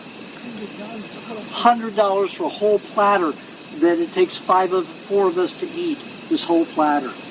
So for $100 I can feed 4 people. Here I can't even feed myself for $100. I leave a sushi bar hungry. They're so expensive. It's just outrageous. Where in Phoenix? I forgot the name of it. It's phenomenal. It's out near It's in Scottsdale, that area. Okay, anyway, I got to move along. I'm getting late. Okay. Do you have a question? I've got 2 preteens that are real active in sports and not eating raw, but I want to try to wonder if you have suggestions for getting kids into healthier. Well, I always get them by telling them a story. There was a 14-and-a-half-year-old that was forced to come to me and go on the diet when her mother and father divorced. And the mother was very ill, and she decided my children are going to go on it with me. So she put a 14-year-old on it. Now, the 14-year-old was a B-plus student. She was also wanted to be a dancer. In 1 year of being forced to be on that diet, she went from a B-plus student to an A-plus student, plus became the top dancer in 1 year on the diet. That young girl, that 15-and-a-half-year-old, came to me on her own free will the next year. I tell them that story, and they want to be the head, they want to be smarter, they want to be better in the sport. This will give it to them. This will deliver them the ability to do that. So it's really easy to sucker in sports athletes into it. The easiest people to get into this diet, as far as, teenagers. Do they need juice by them? Or? Pardon? Do they need juice? It depends upon the toxicity level, but usually anybody under 16 should not have vegetable juice, because it over-alkalinizes the system and lowers their growth hormone level. For a resistant teenager, if they're not willing to how do you fool them into, what would you suggest? I would give them milkshakes, things that they'll eat easily, and just, hopefully your example will lead them into eating meat. If not, they're their own people. They're going to go their own way, whether you like it or not. They are not you. So under 16, they shouldn't have any juices like carrot or celery or anything? Carrot's okay, but celery, parsley, things like that, not too much of. Just like an ounce. I know you said that. Yeah, it depends upon the individual. So what would be the most important thing for an athlete? We've been putting the raw milk into the regular milk carton, dumping the regular milk and putting the raw milk. I have a lot of parents who do that. Good for you. A lot of parents who do that. And that's a good thing. Absolutely. Yeah. And we've been making the milkshakes and putting the eggs in it without them. Yeah, great. Yeah. And lots of parents who do that. Just anything that you think is the best thing to hide in something, if they're not supposed to have the vegetable juice, the eggs, the thing that's, some athletes have problems digesting the cream near sport time, so that can bog them down. Also make them sleepy. So it's hard to camouflage it without the extra cream in it, cream and honey. It's a good thing to utilize. But sometimes it causes sleepiness. So you have to be careful. Before their sport time, within 2 hours of their sport time, milkshake with extra cream in it, hide the egg easily. It's not good to get.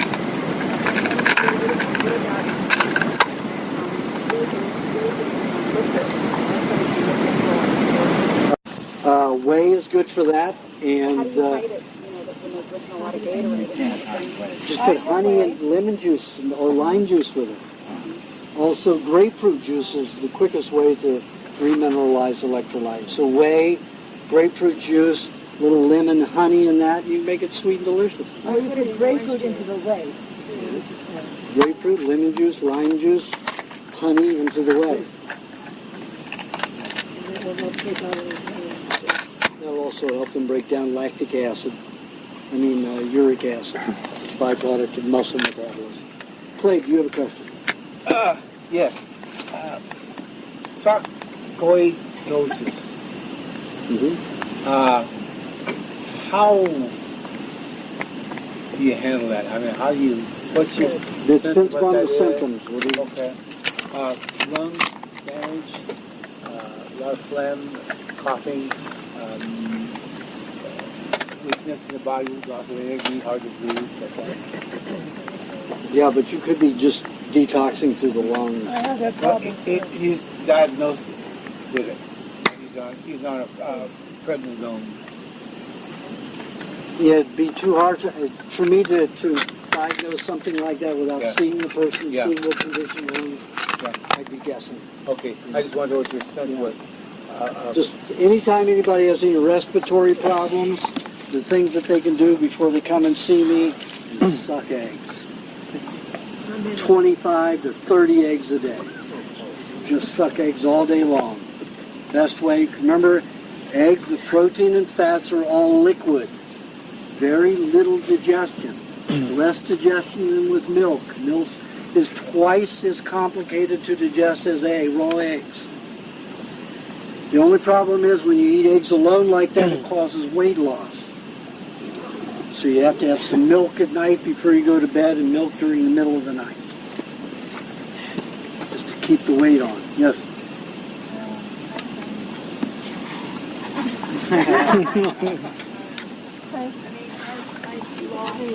I vomited up like fish, and it was hard getting that fish down. Well, then if you ate the fish, then you need to wait till it's cleared the stomach before you eat the egg. Well, it depends upon the condition, what I told you it's for. If I said to suck them raw by themselves, I meant it. Just means you'll have to wait a longer period after you eat your meat meal before you start sucking the eggs if you're having problems. Okay? Okay, Kathy. Okay, the question arises that I'm working with this group called Invite to Breathe Healthy, and we just had our third round of making it. And then, first of all, if anybody wants to come up to me, I should mention that now, should I? No, this is at the end. Oh, she has an announcement about chemtrails and healthy air at the end of this. And also with the HARP, we're working on now and banning weapons in space. Okay. Okay, well, all right, the question arises, okay, thinking about this with the air. Carnicon has a site now, it's on his... I don't want to hear anything about that. You have a question about health. Well, it is, because he mentioned... I don't want to hear anything. Do you have a question that I can give you an answer to about health? Would you believe and can come? He has a site called Morgellons disease. This is a disease. Okay, Morgellons disease. Morgellons disease is so-called a new disease where they find that fibers are passing through the skin with a parasite, a microscopic parasite. Guess what those fibers are? Synthetic material, fibers. It's finally hit and coming out. People are so toxic, they're not able to break it down in the lungs, so the body is passing the entire fibers completely through the tissue. And a parasite is transporting it, eating its way, and carrying it through. But they don't see it as that. They haven't put it all together yet. They say, we have these fibers and this parasite. Oh my God. No reason for it. And the answer is very logical. This parasite is eating its tissue all the way through to pass this huge, it's like, having a bunch of electrical line attendants as you're passing a whole house on a trailer through the streets, and you have to disassemble the wires as you go through and then reassemble them after you get it through a certain part of the street. Well, the parasites are doing that for you to get them through. Wow. Stop wearing synthetic material. Right. Some people's digestive systems are so poor that they can't even get wool through the system, and that's passing through the skin too. Our state of health is terrible when we can't even break down hair protein and get them out of our system if we inhale them and breathe them. Very frightful, state of health that our society is in. And the people on this diet are the only ones who are going to be resistant and healthy enough to pass through and watch everybody else pass out and go on the wayside with serious disease, serious debilitating disease.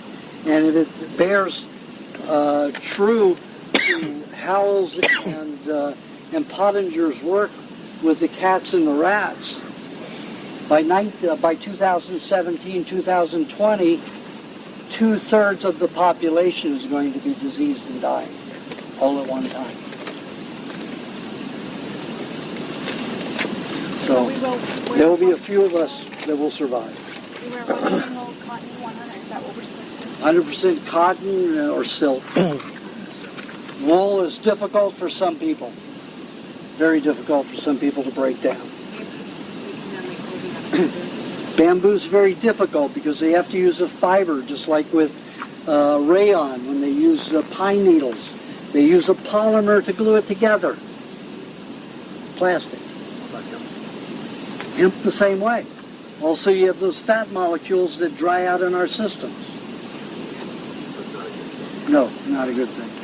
All natural is not really all natural. Where are we shopping at now?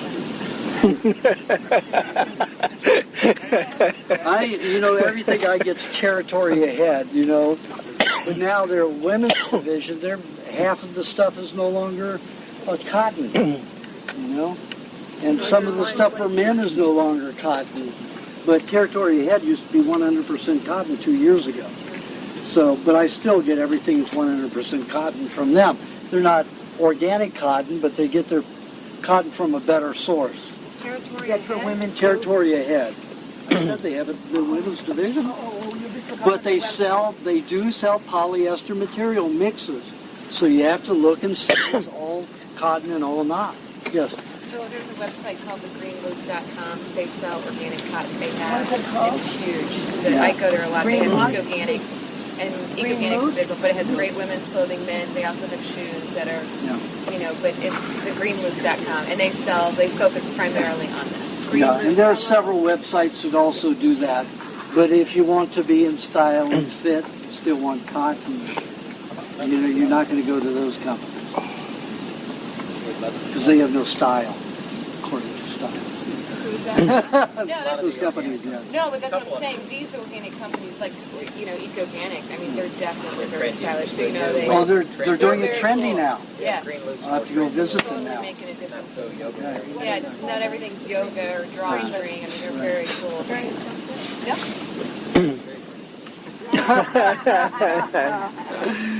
Okay. Did you have a question? I thought it was Yes, as long as I know the pig. As long as the pig has been raised organically, I'll eat pork. I eat pork several times a year. I'll pig out on it for 3-4 days in a row. I just get so hungry for it, I'll eat it. Pardon? my whole life. I have patients that get the intestinal worms of pig to get trichinosis. Trichinosis, if you read the recipe book and Joel Weinstock's work, the trichinosis parasite, the whipworm, is what he's giving people, and it reverses inflammatory bowel syndrome.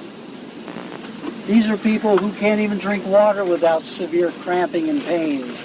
And as soon as they got the trichinosis worm in their intestines, within 5 to 7 days they were completely asymptomatic. Trichinosis is something you want. I give it to my clients who have Crohn's disease or inflammatory bowel syndrome. First thing I tell them is go get some pig intestines and get trichinosis. And they go well like that. Just like that, from eating it one time. Well, for 5-6 months, eating it one time. Did you eat the pork from Whole Foods? They're making organic pork now. No, I don't touch much from Whole Foods. Okay. I go to Wild Oats and some of the others, but Whole Foods is a liar. Trader Joe's. Yeah. Whole Foods, now all natural beef. Fed 15% bakery waste. I said, wait a minute. No freaking cow eats donuts, but they eat the grains from the dough, what the donuts are made of. I said, but they don't boil them in oil and eat donuts. They're still eating their all-natural food. That's their logic. They have no logic. They're out there to make money. And that's it. And this is that company is a I don't know if any of you know the Bass family from Texas. They're like the Bushes from Texas. Yeah. They are all about money, and that is it. And that's why I've been getting money. I've been making a trip there. Well, get it in writing from the home office, and you won't get it. They'll lie to their employees, but you ask them to put it in writing, and you won't see it. Trader Joe's. They won't do it. Their grass-fed beef is really I haven't investigated their new grass-fed beef. So why they Would you say it's still probably a slight step above a conventional injected beef? Oh, yes. Okay. Yeah, definitely. That doesn't mean it's completely clean or all natural.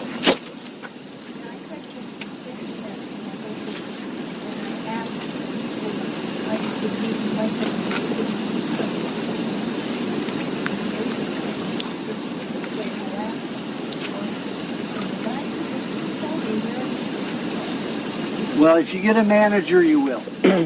You ask for the manager, because it's on all the crates when they deliver them. Yep. They're all marked where they came from. Hold on a second. I need to get some milk. It's getting a little dry.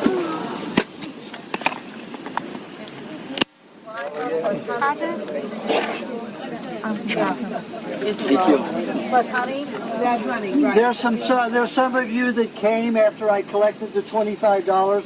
Would you do me a favor and get your $25 ready? I don't. I have a question. I took a pass on I know that. Okay. Yes.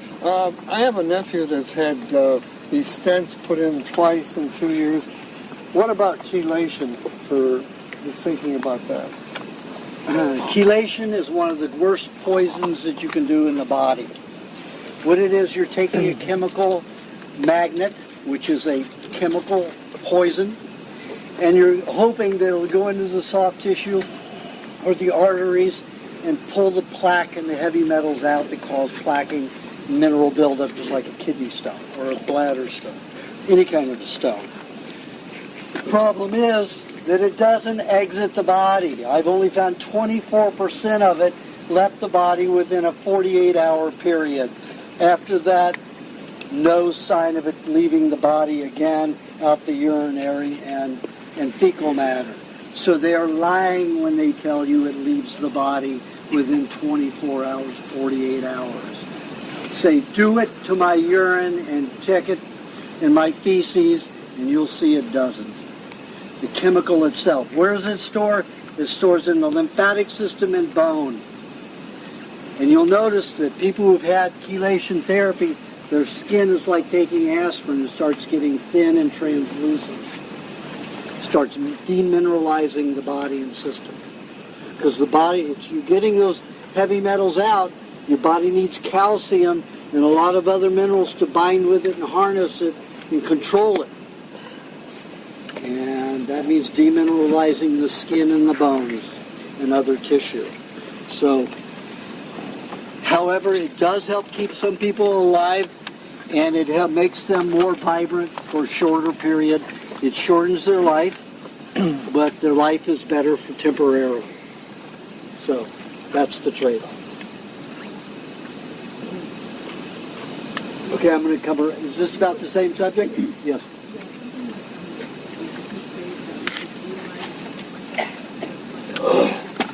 Again, unless you have a fat-controlled environment, it is not going to leave your body. It is all wishful thinking. Everybody wants to deliver a magic bullet, but nobody's doing the exact empirical tests that prove it. After I had the stone taken, I said to my doctor, now I want some of that fluid that you have after breaking that soup, I wanted to analyze it. He said, oh, we'll analyze everything. And I said, okay. So I got an analysis back that I had no tumors, no cancer. I said, what about what the stone was made of? That's what I want to know, what that was. Oh, well, we didn't have that examined. I said, well, then give me the frickin' stuff so I can examine it myself. So I examined, and it was 1/4, 25% mercury. 25% mercury, and it was a liquid mercury from vaccines. Only can come from vaccines in that form. So, see, they're not going to test for the important things. What caused that stone? Of what was that stone made? No, zeolite is wishful thinking again. If someone will take each person that they give it to, they will measure the amount of zeolite that they put into the body and how much is secreted and excreted in a 24-hour period. And if they get rid of 90% of it, I'll say that the rest goes out in perspiration, and I'll buy it, and I'll go with it. But when only 24 to 30% is removed in a 48-hour period, it is staying in the body. So remixing and unearthing, mining that stuff out of your tissues and getting a recycling, it's going to cause more damage unless you get it out of the system. The point is to get it out of the system. Yes?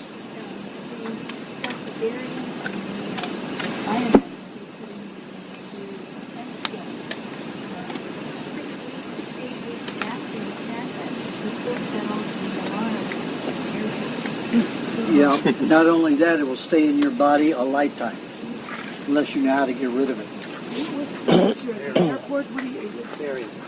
Oh, your body contains barium. If you have an X-ray, certain kinds of X-rays, CAT scans, they put a dye in you of barium, which is a toxic mineral. It's radioactively charged, can be radioactively charged, or iodine, which can be radioactively charged. Once they're charged, they live for 58,000 years. Anybody going to live that long? Then you need to get it out of the body. Okay, do you have a question, Louis? Yes. Okay, regarding lymphatic bath that you have me on every 3 to 4 days, if like today the afternoon was precluded, is it better to take that The next day. The next day, not the night, but the next Not day. unless you're working and you can't, do it the next day. Okay. But it's always better to do it in the afternoon. If you look in the We Want to Live, the new primal diet version, under lymphatic congestion, you'll read about lymphatic baths. And taking the lymphatic baths, I also always suggest that it be done in the afternoon so it doesn't disturb sleep at night.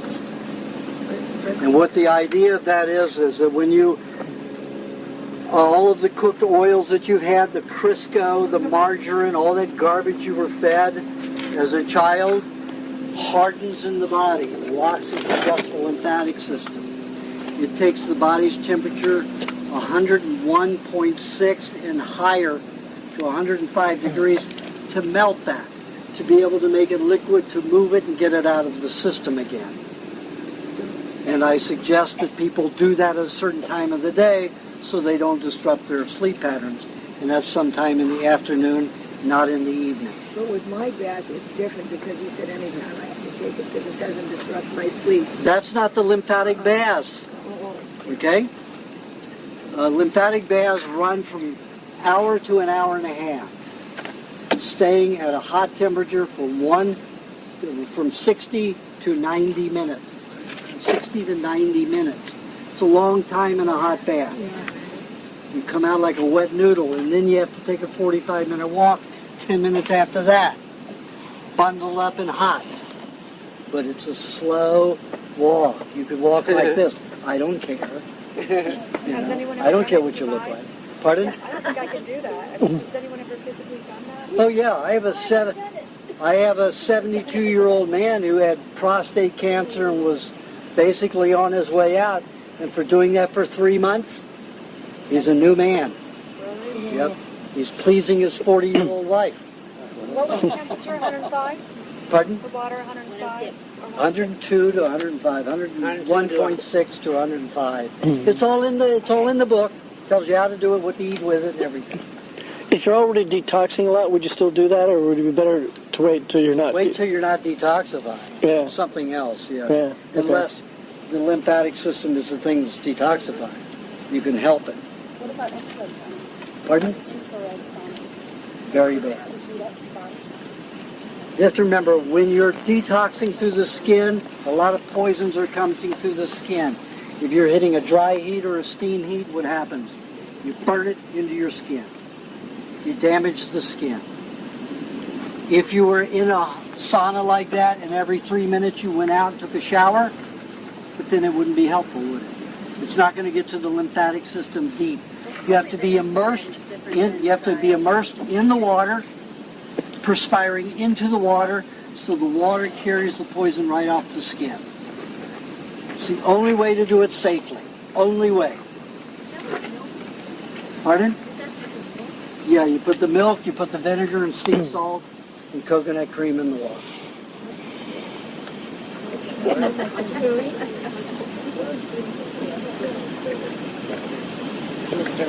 Yeah, let's wait till we come to you because that's not the same subject. Okay. You had a question about that? Yeah, does eating the meat make us need to do a lymphatic cleanse? Does what? Does eating the meat make us need to do the lymphatic fast? Because I was getting sticky when I was young. Well, your body will discard a lot of poisons from proteins.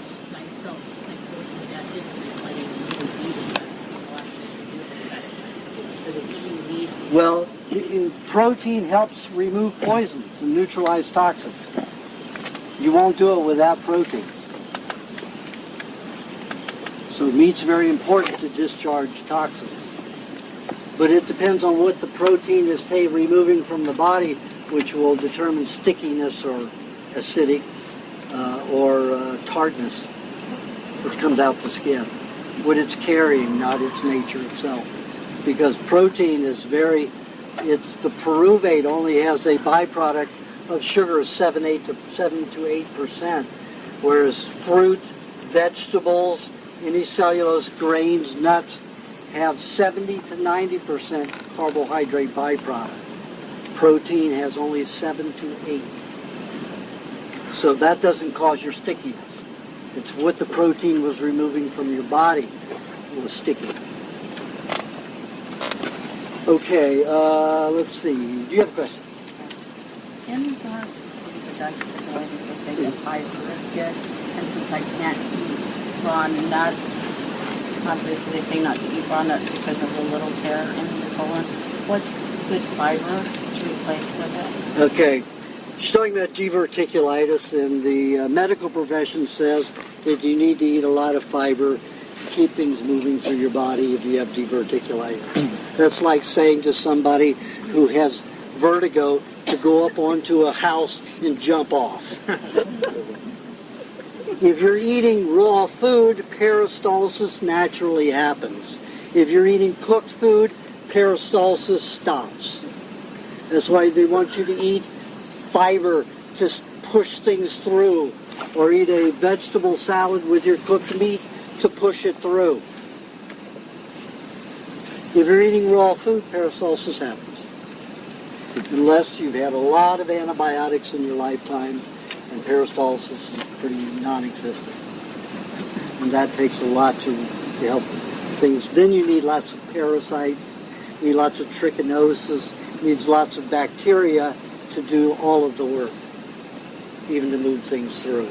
So eating fiber is the exact opposite of what you want to do, because it collects in the diverticuli and cause infections. Yes. If you're eating raw food and any particle gets stuck in there, it still has its enzymes to react, and it'll move out. So fiber's not cheap. Fiber you shouldn't have. Like I say, if somebody has an intestinal problem, get trichinosis, eat shit and live. You're right there. I like that. That's kind of a new motto. Eat shit.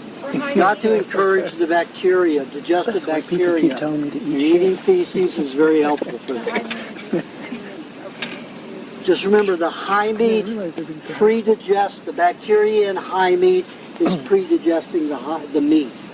It doesn't really relate to the bacteria that works in your intestines. However, breaking that meat down into a pre-digested form helps feed your own bacteria in your intestines. So it's helpful. But eating shit will deliver the actual enzymes and bacteria that are necessary for your digestive tract. And does the store carry that? Only some Amish farmers, unless you want to kill some gophers. So when they said eat shit, they were telling you something good. You know, saying he shouldn't die, it isn't true. He shouldn't live. Okay, do you have a question? Do you have a question? Yes. What causes losing your sense of depth of perception, balance, and everyday life? You weren't here when I answered an eye question earlier? You came late? Yes. Okay. Vertigo? It's mainly a red meat deficiency, which can correct that. And as I said earlier, eating about 4 to 6 ounces of carrot juice with about 2 ounces of dairy cream and 3 ounces of coconut cream together in the afternoon every other day, along with eating red meat, maybe half red meat of each meal, will eventually correct eye problems. Also, applying egg white directly to the cornea helps improve vision, whether it's nearsightedness or farsightedness. I ate cooked food for 10 days, and I was gone.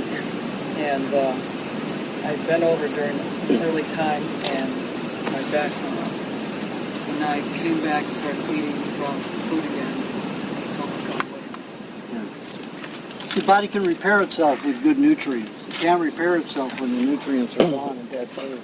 And processed food at that. There's all those chemicals in it. There's no pure food, there's no cooked pure food packaged out there. No matter what the labels say, it is a lie. The FDA allows them to use 15% chemicals and garbage and call it natural and organic. 15% chemical byproduct. If I fed you 15% poison directly, you could die. But the FDA allows it. Why? Because they're in bed with the manufacturers. It's all about it. Do you have a question? What if you're allergic to eggs? I've never met anybody who's allergic to eggs for more than, a couple of weeks. So what you have to do is, nobody's really allergic to the egg itself unless they're eating it cold and eating it with other foods. So if you're eating an egg alone, you'll never have an allergy to it as long as it's room temperature. Well, sometimes what happens is the body will use the liquid protein and the liquid fats to have a liver, gallbladder, pancreas detoxification. If that happens, you might have diarrhea, you might have some cramping or vomiting that'll occur. But it's not from the egg directly. It's what the body's utilizing the fats and the proteins for, the detoxification. Do you have a question? Yeah. My daughter has lesions in her mouth and has starting a physical, heavy, extreme boot camp, and then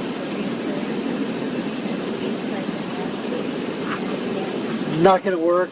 She went into the military. It did. It's all those vaccines. No, my sense It went to the brain, and the brain and nervous system use tons of metallic minerals to relay light and electricity as their function. So where does the body store most of those heavy metals?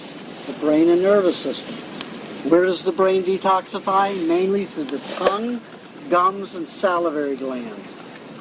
It's ripping her metal apart, making it very toxic. But she was using, I told her to buy salt and Doesn't make any difference as long as she's had heavy doses of vaccines. When you go into the military, you get like 27 to 35 in a week period.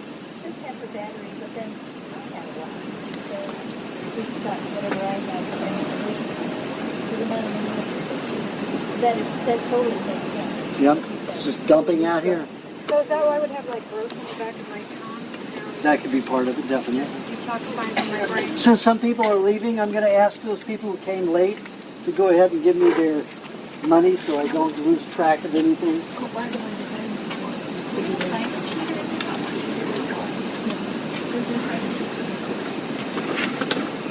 Sure. Two, okay, for whom? You and you. I'm going to get it. Get back to the seat. Okay, did we finish your question? Her mouth. Okay, it's not going to help. You do anything like that, it's going to cause more problems. What she needs to do is eat eggs and cabbage juice together. Stinky, nasty farts, but that's okay. They'll leave her alone in the military. But that'll help seal up the ulcers. Cabbage juice, you do is drink about a half a cup of green cabbage. It has to be green, not the red. Half a cup of green cabbage juice with 1 egg, 1 to 2 eggs. Now, the other thing is, she wants to come see you. We haven't been able to reach you. Do you have a place where you can sign up for that? Are you calling? Which number? The 310. 5890-589 number? You're calling the number out of the book? Yeah. I only check that one once a month. Not the direct line. You need to call me at 310-589-0589 between 7 and 9 a.m. in the morning. I wrote it down for you. Okay, let's see. Related question? Just related to this question here. To brain detoxification, if someone, like when I go to the restroom, go with a poop or whatever, and after that, I have just a really big headache. Afterwards, do you suggest anything for someone to eat directly after that, or just let that? Well, I'd suck an egg right away. Absolutely suck, because if your urinary tract is connected with that kind of a movement, you're toxic all the way from the urethra all the way up to the brain. That whole channel. Pardon? Oh, bowel movement. Same difference. From there all the way up to the brain. Yep. Suck an egg right away and eat cheese. Eat about a teaspoon of cheese to a tablespoon of cheese, and then eat an egg right on top of it. So cheese. That should stop the headache and the toxicity. Should draw it out of the system pretty quickly. Just a dime. Okay. Let me start here and I'll work back. Good question. Yes. This is regarding the sweets. Fruit. And also hot springs. She's asking this, in case of vaginitis, is it okay to eat honey and fruits and other things that yeasts thrive on?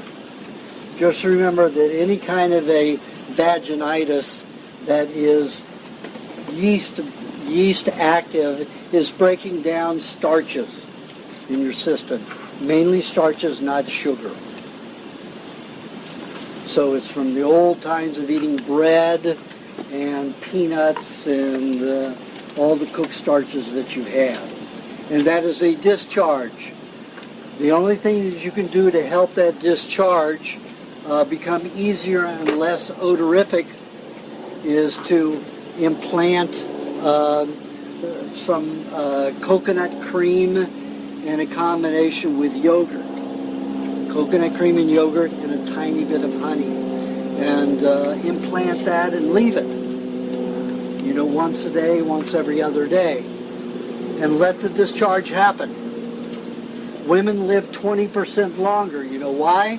Because they have 20% more discharge of mucus through the uterus. That is the only scientifically measurable, appreciative value that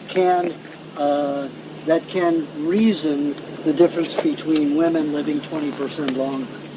Because they discharge 20% more mucus, and with that mucus out of the vaginal cavity, 20% more toxins are relieved from the body. Night eggs coming on something. Just have to relax. Be slow and deep. Okay. So honey is very good. Continue eating honey. Fruit may cause more alcohol and more detoxification. Not that it's yeast-oriented. It will not be yeast-oriented because fruits create alcohol in the digestive tract. Create solvents to help dissolve matter. It may add to it, but it won't create more yeast. It may add to the discarding of toxins along with whatever the yeast is discharging, but it does not directly affect the yeast. Okay? Good question. Yes, I do. Would you comment generally on any correlation between the primal diet and cancer remission? Well, you look on the back of the Recipe for Living Without Disease. The bottom blurb is from a 57-year neuroscientist, Dr. Elnora Van Winkle. I gave her the names of 300 of my cancer patients, their addresses and telephone numbers. She spent a year calling and interviewing all of them. And when she put that little blurb says that the statistics on cancer reversal by Aajonus method is scientifically accurate. And it's 95% of the people who go on this diet with cancer reverse it and live beyond 7 years. I have people that I've lived 38 years beyond. I have many patients who are 27, 16 years beyond. So that's it, 95%. Lung and esophageal cancer is another subject. Only about 60% survive on this diet because the lungs fill up. Most of those people cannot stay away from the doctors, so they'll go get aspirated. They'll have the liquid removed. Every time they go for aspiration, the doctor automatically gives them antibiotics. Their digestion is destroyed for at least 27 days. They're going downhill in that time. So the reversal rate for lung cancer is only 60%, which is poor. Better in the medical profession, which is 5%. But still, it's not the greatest.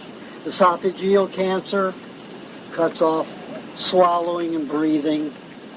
Not much you can do there. If it gets if somebody comes to be the point where it's already grown. So not much I can do to help them. Yeah. So somebody can't swallow, in other words, right? They can't swallow, they can't eat. Well, I have one patient who lived for 3 years through a tube. And now he's out of the hospital and functioning and eating fine. But he lived for 3 years out of the tube. But his son was going 4 times a day, injecting the good food into him. That was the whole kid's life. His life was injecting the food in his father and work. And that was his whole life. His family relationship broke up, lost his kids, lost his wife and everything to keep his father alive. I'm not sure that was worth it. He lost everything. Yeah, but he doesn't live and fuck his father. His children, he doesn't raise his father. His whole family may have been more important than his father living. So it was a choice. Jim, do you have a question? Yes, I do. How would a person diagnosed with cancer determine if high meat is appropriate for that particular person or not? If what? High meat. I know, but if what? If cancer. Yeah.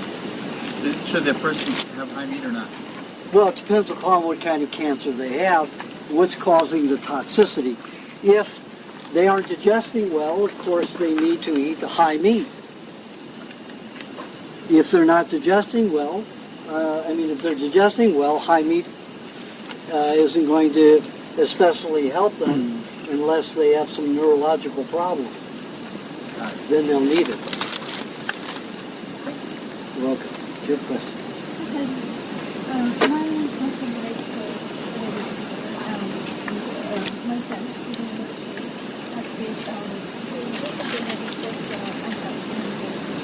Anti-what? Anthrax. Joke. Yeah, it was a joke. And had he been careful here with his advice against it, You can't contest that one.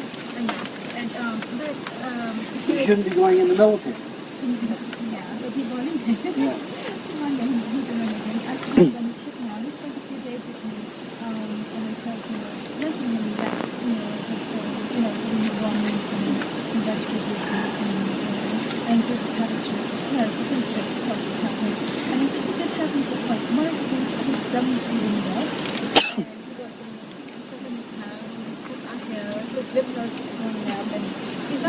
and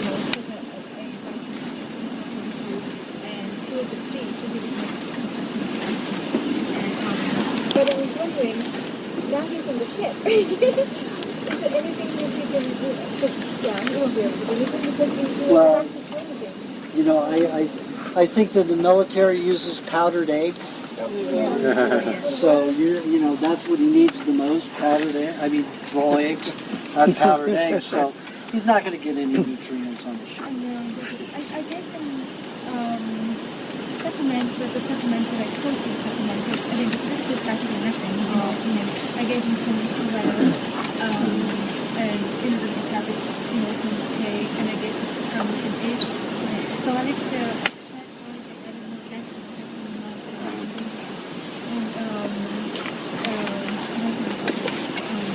I think it was some vitamin C, because the whole thing is vitamin C. There's no such thing. Because I know that I got it's called unvarying, so Once they chemically process it to extract the vitamin C, it is no longer, it's a chemical just like any other ascorbic acid. Even though It doesn't matter where it came from. Once you process it, it is a chemical. If you ate the berries, that would be different. So even though they crush the berries and this doesn't have a form, You have to understand that once they bind it in a binder like that, it's not going to even be absorbed. And it's going to cause plaquing in your intestinal tract and cause malnutrition, malabsorption. Is the same for calorie? Because when they put that in tablet form? Anything in a tablet form is going to cause plaquing in your intestines or in your body. It has a binder. Oh, good. If you're going to take some kind of a powdered dry food, it better be powder, untreated powder. No, I'm not saying it's good, but if you're going to do something, that's a better way to have it. How about drinking urine? Huh? Drinking someone's urine? Well, no, if he has from vaccines, you don't want to drink your own urine. He's going to be in trouble. You have more bleeding. The best thing you do is get cabbage.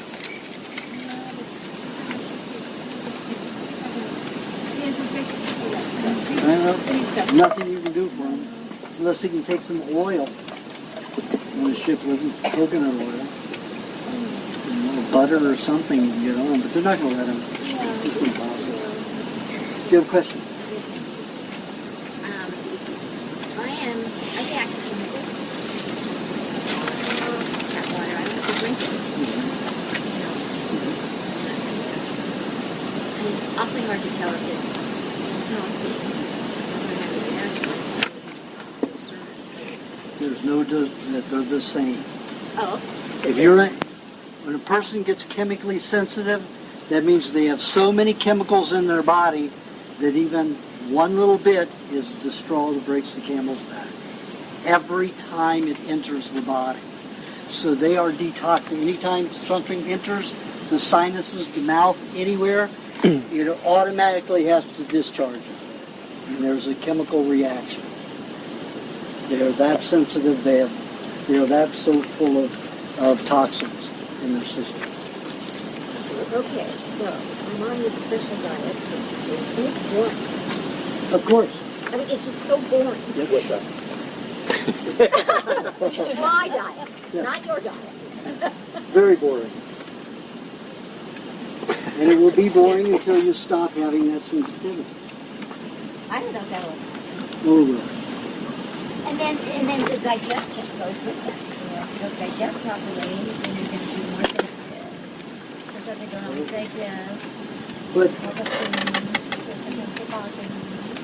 well, when you have that kind of a problem, you have to mainly eat eggs every hour. okay, now let's talk about it. Eggs and I don't necessarily.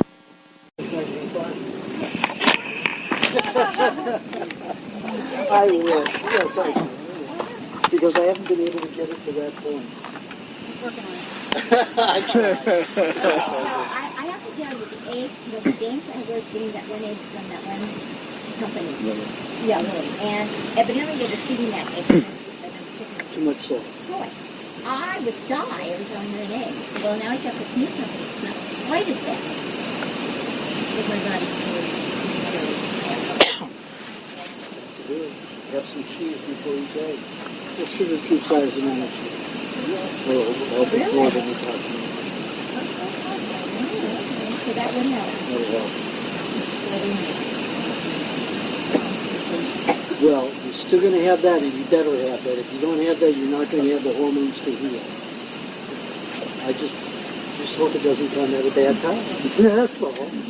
Any time is a bad That's what I time. mean. Let's face it. So you have to look at it differently. No, what you have to do is say, every time you go in, say, it's my body's having internal sex, and it's loving it, and I'm going to be younger and vibrant. Because that's exactly what's happening. Cellular division causes heat flashes.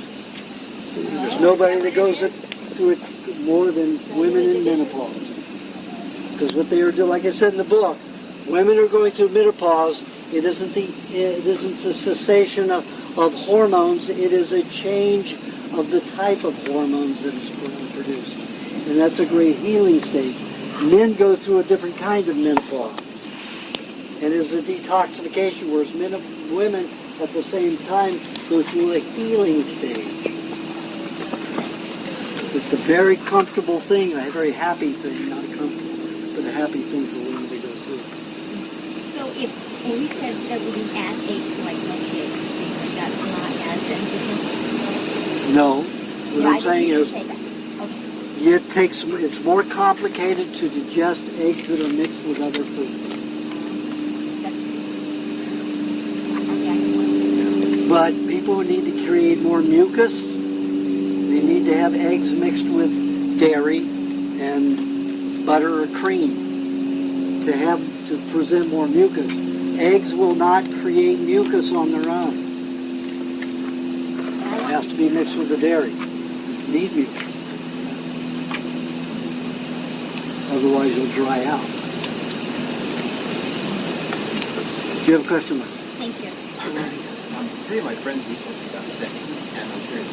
One got bit by a tick, and another one got bit by a mosquito, and another ate a raw mongoose. What is it for some animals?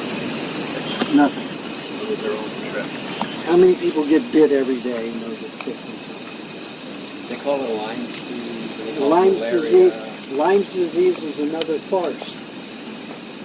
They go through 6 measurements to determine that maybe you have such a thing called Lyme. There's no identification of it. It is, pardon? What thing? I don't know, the round yellow, a round yellow thing that looks like a print kind of thing. And then it went away after they gave me stuff. Yeah, it sounds like a localized detoxification. Oh, well, yeah. It's not, there's no such thing as Lyme's, and they're blaming, again, poisons that are in the body that are discharging and causing fibromyalgia and lethargy, chronic fatigue. They want to blame everything on something in nature, like the bird flu, the avian flu. Remember in the 70s it was the swine flu? They're always blaming it on some animal. AIDS from the green monkey.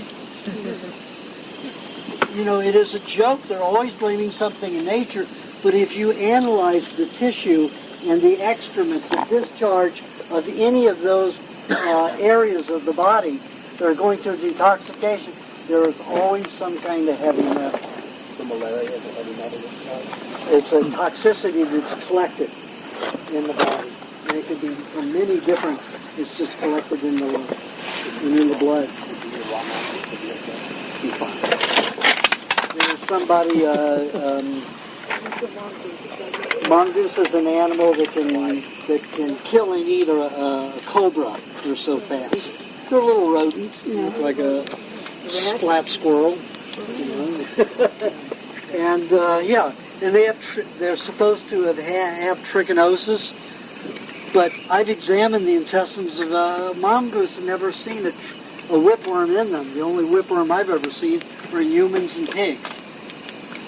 So I know this one fellow who claimed that he got a case of trichinosis from eating a raw mongoose. So full of shit, I don't know where he's come from. There's no laboratory test on that mongoose's intestines or anything to show that there's any kind of trichinosis. He got trichinosis from his own deteriorations in his intestines. He was an instincto eater. What is an instincto eater? An instincto eater only eats what smells good to them. Do you know what 60%, 100% of all the instinctos eat? 60% fruit minimum, that demineralizes the system, breaks down and neutralizes all the acid in the intestines, starts eating away at the intestines, and guess what some people would get? Because their intestines were breaking down. Trichinosis. He blamed it on the mongoose. The Lyme disease, this person went to the hospital, they had all these problems. Why would that suddenly happen from his liver? They would have just got sick and blamed it on blamed it on a bit. Let's say he got stuck by a nail, they would have blamed it on the nail. They would have blamed it on anything other than what's in the body causing the problem. Think about it. A tick bites you. You've got all kinds of red and white blood cells there attacking any kind of foreign substance. That's what the little redness is, and the blister, and all the pus. Pus is 95% white blood cells. Whatever's contamination, 95% of that has been decontamination by those white blood cells. What the hell's going to get over and take over a body in a few weeks from one bite of an animal? Give me a break. The science is there. Don't be stupid. Well, what is malaria? Malaria is a body dumping from the liver and usually the pancreas into the bloodstream. Has nothing to do with the bugs. No. That can add to the detoxification, or that can bring the detoxification. They have less of the problem. Pardon? And when they kill all the mosquitoes, they claim there's less malaria. They always claim shit like that. Remember they claimed less polio. When the polio vaccine came out, the graft on polio was way down at the bottom. They gave in 1958, when it became mandatory to take it, guess what shot up? All the way up here. That quickly in 1 year. So the idea of an explorer going into the rainforest of Africa and getting malaria, that's just, he happens to have a detoxification? He has a detoxification because of the heat, causing liver and pancreatic detoxification. It's the climate. The body's not used to that high heat. The moisture, the bacteria naturally being able to grow and thriving. We're here in pollution. We inhale this antibiotic every day of pollution. We eat this pollution. It poisons the body. The bacteria can't work. We can never detox.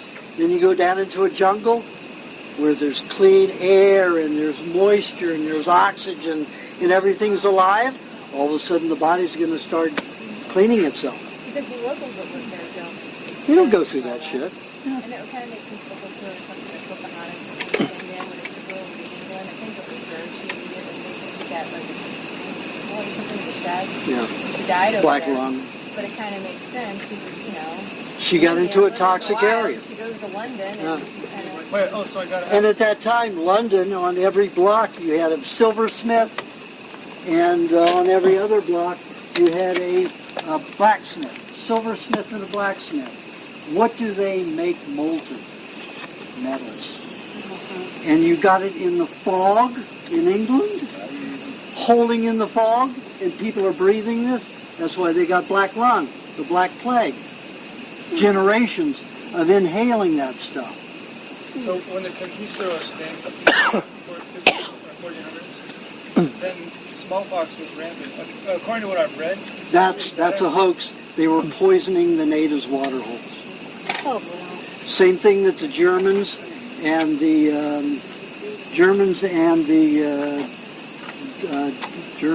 the Scandinavians did in Brazil. But then how did such a big part of the native population die? Poisoning their water holes. Because there are missionaries around, that's the way the government was. Poisonous warfare has been going on for since Egypt. We have it on record. And even in China, 8,000 years ago. Poisoning with like chemicals or Chemicals. You can't poison with a Right, disease. that's Disease don't live. Disease is a detoxification. Poisoning with chemicals. They were putting formaldehyde. They were putting potassium chloride, which is tasteless in the water. There are some. The one that I read, the one that they did in Brazil, I can't remember the author's name, but he wrote Savages. It was about the annihilation of the natives in the jungle by the British and Germans. It was a play called Savages. It was performed at the Mark Taper Forum in 1971. And through his work, I looked at the rest of his work, and he had documentation that showed that Coca-Cola, the diamond industry, and the German companies were going down paying people in bars $1,500 a week to poison and murder the Indians and blame it on smallpox. Chickenpox. Chickenpox, no. Chickenpox is Chickenpox is smallpox. different. But the kids get that, don't they spread it all through their kids and their classes out of farce? Again, that's a farce. It's like, do all the roosters bring up the sun because they crow before the sun rises? There you go. Then if all the crows died, we would have a sunrise. Okay, do you have a question?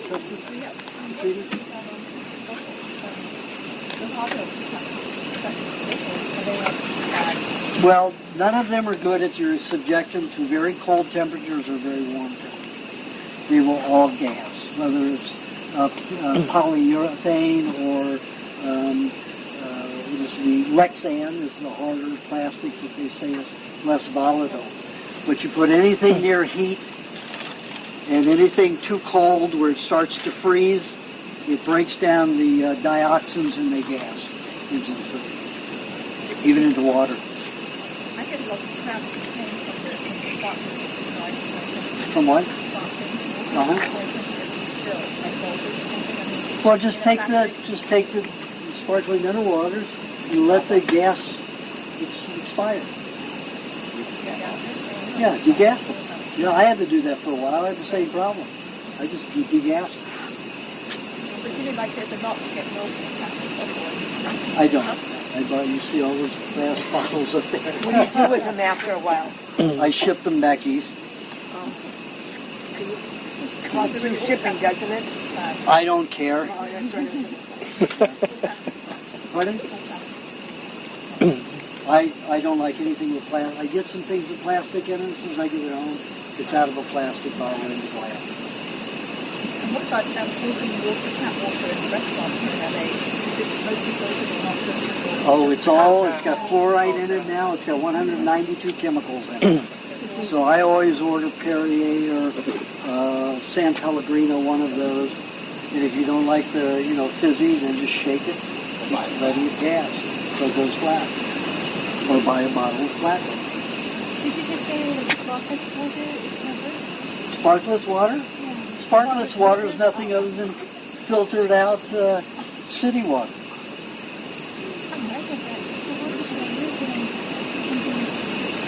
No, it's not good water. What about reverse osmosis? Reverse osmosis takes out the minerals. It does not take out any of the chemicals. I want minerals in my water. I don't want chemicals. So osmosis doesn't serve me. Yes. Water. I had read that the Germans not used fluoride in the water in the concentration camps. I'm sorry, I couldn't hear you. That the Nazis had actually used fluoride in the concentration camps because they found that they could actually effectively. Is that true? Yes. Fluoride is the smallest molecule on Earth. It can penetrate into anywhere. And it's a byproduct of mainly military machinery, military-industrial complex. That's why it gets into government programs. because the military needs to get rid of it. And they don't want to build huge storage places to hold it underground. So how do you get rid of fluoride? You don't drink water. You know, they have fluoride. You don't drink tap water ever. It's in my teeth. In your teeth? Uh-huh. Why is it in your teeth? Because as a baby, I was in Washington, D.C. Is what? In Washington, D.C., the grain, they say, comes out in the fluoride in your teeth. It was in the water there. So you drank the water, so it's in your body. Removing that takes cheese, lots of cheese. Lots of cheese. Over your whole lifetime. I can't do. Yes, it can. It can make them infertile. Why did they Sterile. Pardon? Why did they this? Because the government wants to get rid of it. It's a marketing tool. It's to get rid of it. They used the tests from Massachusetts. You know what those tests were? The children had less cavities who had the fluoride because they were losing teeth. So they had less teeth to have fillings in them, to have cavities. So they had less fillings because they had teeth that were falling out. And they used that as the barometer that fluoride is good for them. It helps dental decay. These government people are not nice. Even your good senator is on the wrong side of the fence as a matter of necessity. He does the best he can, unless he's a Republican. The worst he can. If you like Reagan, you're going to rob the till as long as you're in office. And every Republican does, robs the till every time they're in office. How many trillions of dollars are we in debt? When Clinton left office, we were $6 trillion in the black. Bush Sr. left $4 trillion deficit. Now we're $8 trillion in deficit. And growing by the day. Do you know when the next hoax is coming? Pardon? Do you know when the next hoax is planned? Oh, well, the bird flu is the next hoax. The bird flu is the next hoax.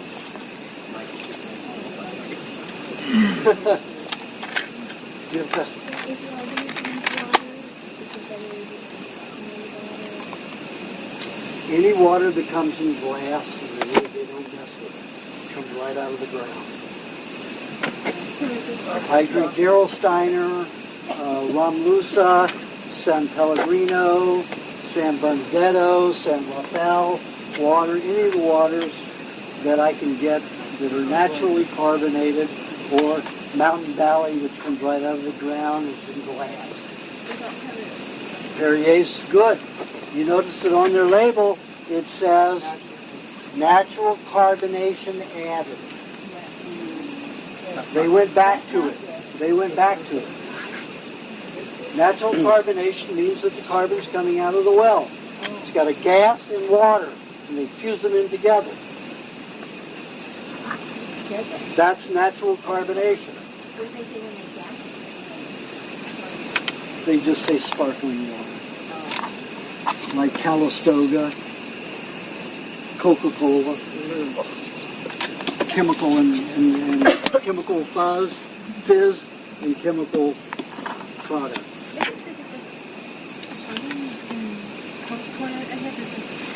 Petroleum and chemicals in that. Yes, they make a lot of the chemicals in Coca-Cola are made from petroleum. The Nika company has a purifier, water purifier source. And it goes through chlorocalcium and everything. So that's still a hoax. No, that takes out some substances, holds it into that magnetic property. But then again, let's say it binds with all the magnetic minerals. Fluoride bypasses it. Aluminum bypasses it. They're not magnetic. So that means your water is even more toxic if you have no minerals to help follow it. So treated water is not a good substance. I don't care if they say, oh, well, this takes out some bad nutrients. I mean, some bad toxins out of your out of the water, I'm still not going to drink it because they've reduced the toxins. Now maybe some of those toxins are even more radical and cause more damage. And they will. You have a question? Okay, you have a question? Thank you. Hi, Ray. Oh, Ray, Terramin clay. Okay, a lot of people are upset because of the high aluminum.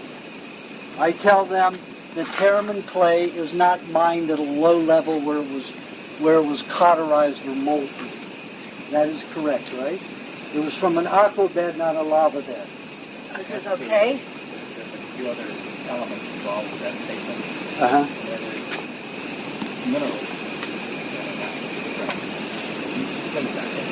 The process that makes plant food material, everything that we eat comes from the ground. Aluminum, 24% of those toxic oxide, or it also would be flaming volcanoes. Natural products that are transformed by man, that are highly processed by heat, electricity, molecular separation, become toxic. Lead in the ground is not the same as lead in batteries in car or paint. Aluminum in the ground is bauxite. When you separate in the manufacturing of aluminum for airplanes, you heat it to 19 to 22,000 degrees. You hit it with 18 to 20,000 volts electricity to excite the molecules. You separate out the other metal. You end up with aluminum. That's when it becomes toxic. Absolutely. So that process, process, the industrial process, will transform bauxite to aluminum, which then becomes toxic along with other minerals around. So that transformation by that. Right, that's what I say. This is non-cauterized. It was not even affected by volcanic activity. There was a thermal bed, and they don't mine it where it was 700 degrees down. They mine it at an area where it didn't approach anywhere around 97, 96 degrees. And none of those minerals except for phosphorus are affected at 98 degrees at 98 degrees. Phosphorus is altered, cauterized at 98 degrees, but that is the only mineral that is affected at that low a temperature. Also, the minerals of the mine that I own is found by animals, and animals found by heat, the earth. Yep. This has been going on. Uranium clay? Pardon me? What kind of clay? Terramin. Well, Terramin is still okay, isn't it? That's his company. Yeah. Oh. So anyway, the animals were the ones discovered eating it, and then eventually, years and years of animals grazing on it, eating it, taken from UCLA, Caltech, and NRI, all the studies that have taken place from that observation as a Native American Indian. I've been eating off and on since I was 18 every day for some time.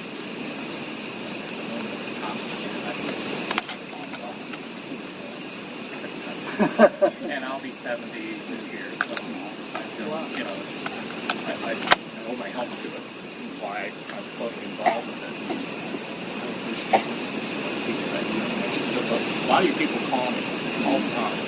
What about the aluminum? What about this? How does it detox? What's the negative charge on it? What's the particle size important? All these things. So, Aajonus, direct a lot of people to my website. If you have any questions on it at any time, you can answer them. We have a lot of science behind it. We have hundreds of years of animals using it, getting healthier as a result. Cal Earth Minerals. Cal, like California, Earth Minerals. It's in the book. Yeah, I know. I have to I don't know where they call it. call on me? Can you call on after leaves? Okay. Anyway. Okay. I just wanted to introduce myself. Thank you, Ray. It's finally nice to meet you in person. Okay. You have a question? I skipped you before. Okay, I wanted to ask you about detoxification pertaining to clogged up nose, perspiration, headaches, face on fire. That's things. I'm new on the diet, and I'm doing very well. I'm experiencing these, and I wonder if these are all detoxification. Anything that's uncomfortable is a detoxification. Really, like right now, my face is burning up, and it's not from the sun. So all the remember I things said, I mentioned, your brain and nervous system have the highest metallic mineral concentration. When they discharge out the tongue, the gums, and the salivary glands, sometimes the tear ducts and ears. And if that's mercury or some other hot metal that's coming down, it will cause a radical burn or temperature raising in the face. okay, I thought perhaps I was having eye strain, so I bought a higher eyeglass for reading, but I don't know if that's true. So I was getting headaches while I was reading. Also, cell phones can cause those same symptoms. So the headaches are from toxicity, from Yeah, but then it's detoxifying? from discharging high radioactivity from the head. So wear an earbud. I'm not talking Don't about have cell that. phones. Do you use a cell phone? Once in a while. Okay, not a then lot. it's not from that. It's from your brain discharging poison. So it's not eye strain from the headaches. Could that cause like a skin thing too, like a vitiligo or something on your face? What does? Could those same things cause vitiligo on your face? Like, Yeah. that would cause it. Like, what would cause that? Well, any kind of heavy metal coming out and detoxing to the skin will cause that. The age generation, there's a period where the body tries to throw, there are two periods in humans where the body tries to throw heavy metals off in the biggest concentrations. That's at puberty, that's why you have all the acne, and when a man hits around, men and women hit, mainly men, women have the discharge here and the changing hormones, so they still get to deliver theirs out through the uterus, and out the mucus there. But men will go through a skin breakout between the age of 50 and 56 usually. And they'll have a heavy detox just as if they were a teenager. Sometimes it's on the back or other parts of the body, but sometimes it's on the face like a teenager.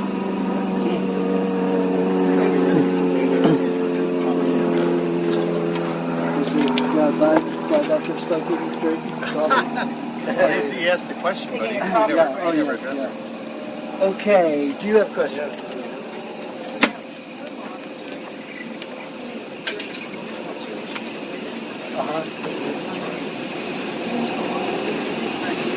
Just remember, when you're detoxing your body, can you lift it a little bit? There'll be lots of blood. Just remember, when your body's detoxifying, if it can't find enough fats, it's going to utilize hormones, because hormones are made mainly of fats and protein. So your body is going to use the hormones to discharge. And if it's to the hair follicles that it discharges and delivers the heavy metals, guess what's going to damage? It's going to damage the follicles, and then you may not regrow hair. If the RNA and DNA are damaged.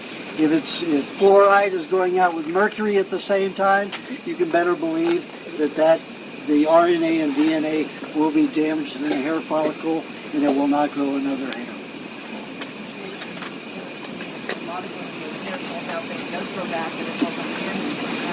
Then that's other kind. It could be lead. It could be aluminum. If there's usually gray hair involved, it's aluminum, toxic cauterized aluminum from canned foods and other sources where we get aluminum. Screen doors with aluminum, the dust, you can breathe that in. It's all cauterized aluminum. And when that discharges, it causes graying and hair loss. But that's usually just temporary.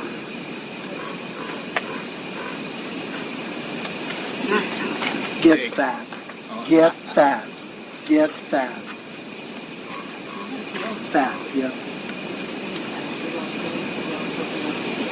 Well, for the hair, butter is better. You know, the moisturizing lubrication formula is the best thing for that. What about men following meat? What about men going bald? What causes that? Is that I just said what causes that. Oh, okay. Yeah. Even young men. Oh, yes. Even young men. What happened when I had chemotherapy? I lost all of my hair. They were giving me AZT. AZT, and a year later they claimed it was too toxic to use for cancer. They pulled it out of the vaults when AIDS came around to get rid of it. No testing at all. And they said, oh, AZT is good for AIDS. Just because they want to get rid of it out of the vaults. Nothing to do with human compassion. There's old bladder medication that Oh. later became anti-balding medication. Yeah. Find a new, What about They will, if they've got it in their vaults and they've paid for it, they will definitely market it. It will be marketed eventually.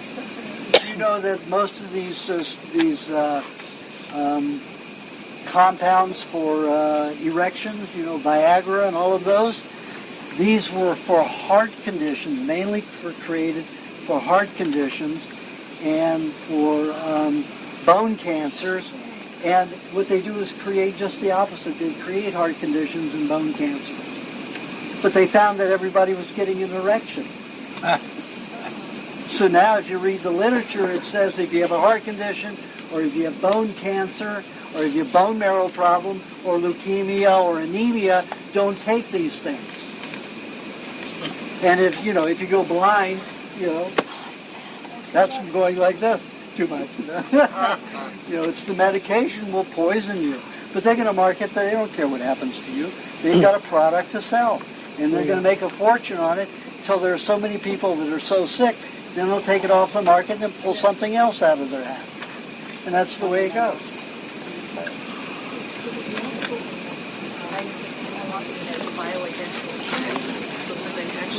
There is no such thing. Bioidentical is, again, a misnomer. It's a sales pitch.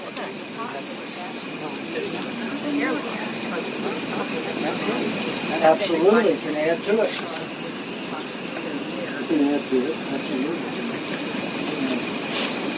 can add to it. Give them. You have a 6-year-old that has inflammation. I don't have that. I have a 6-year-old that has kidney inflammation. What did she do? Why does she have the kidney inflammation? Did she have an accident, or is she toxic? Toxic kidney. Is she going to eat avocado? She will eat avocado with some tomato several times a day, and eat lots of lime and honey together. She's 6 years old, so she could have probably no more than 3 ounces of lime juice with 3 ounces of honey a day. And to remineralize, that's going to demineralize her system and cause more pain at the same time, keeping the bacterial level down, which I don't like doing. But keep her from having antibiotics as the other demineralizing. So she needs to eat cheese, little amounts all day long, that little cube-sized amount every hour. To remineralize the system, which is having on its lime. Remember, lime juice is an antibacterial. Lemon is a fermentation. Lemon juice helps break things down. Lime juice kills things.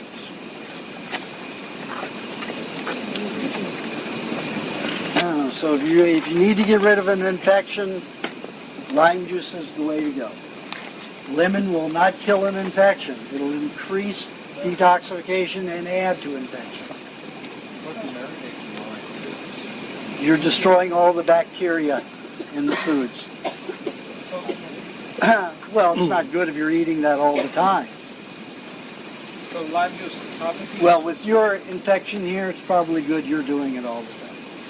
You have enough bacteria already working for you. You need to lower yours, so you're okay that way. But see, you're overweight, and that's fine. The people who are thin and children shouldn't be eating it all the time like that.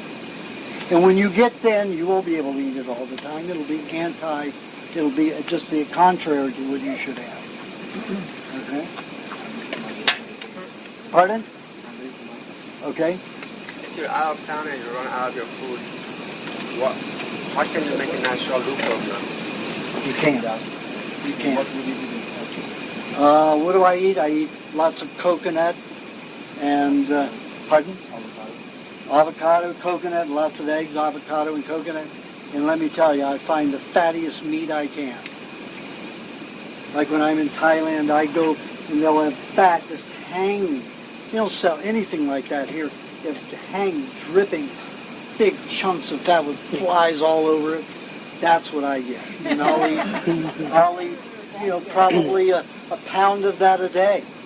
At least a pound of it a day, or else I'll lose tremendous amounts of weight. I mean, look at modern cities. They don't have all this stuff. What city? Well, I go for coconut avocados, but I always take enough butter with me. I rarely run out.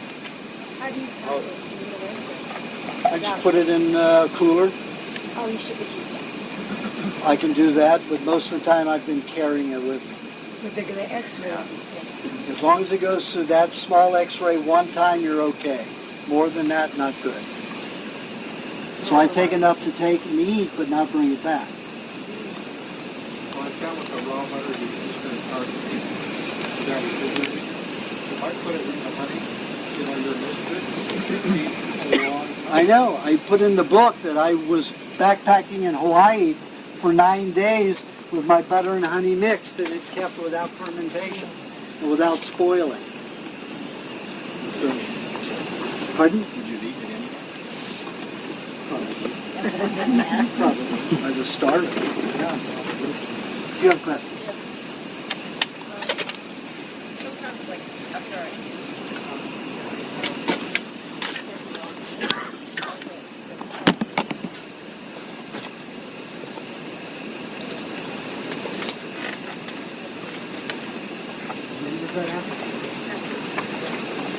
Medium long.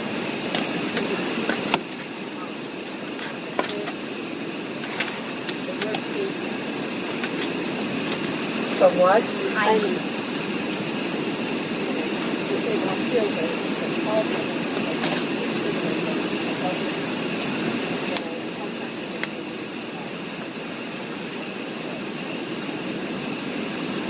Well, those are symptoms of somebody who's been poisoned.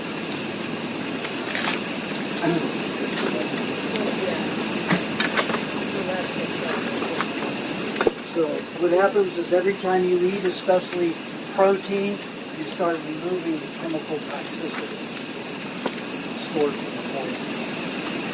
Could be from vaccine poisoning. A lot of military people go through that kind of thing.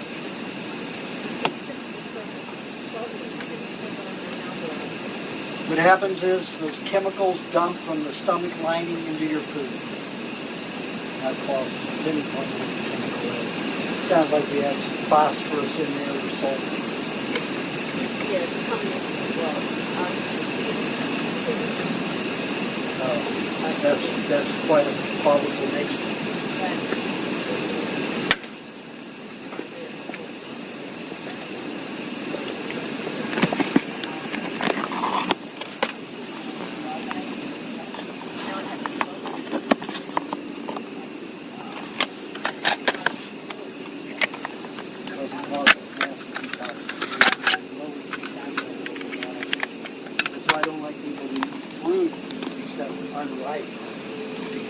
Sugars will turn into alcohol in the digestive tract. That causes massive detoxification. And it lowers the blood fat level. There's not enough fat to bind with the poison. You need to eat cheese before you eat anything. So that when the cheese goes in, the poisons will dump from the stomach and esophagus into the cheese and will lock into the cheese. And then you eat your meal and it'll be anything. But you have to wait 10 minutes. Eat the cheese, 10 minutes later you eat the other.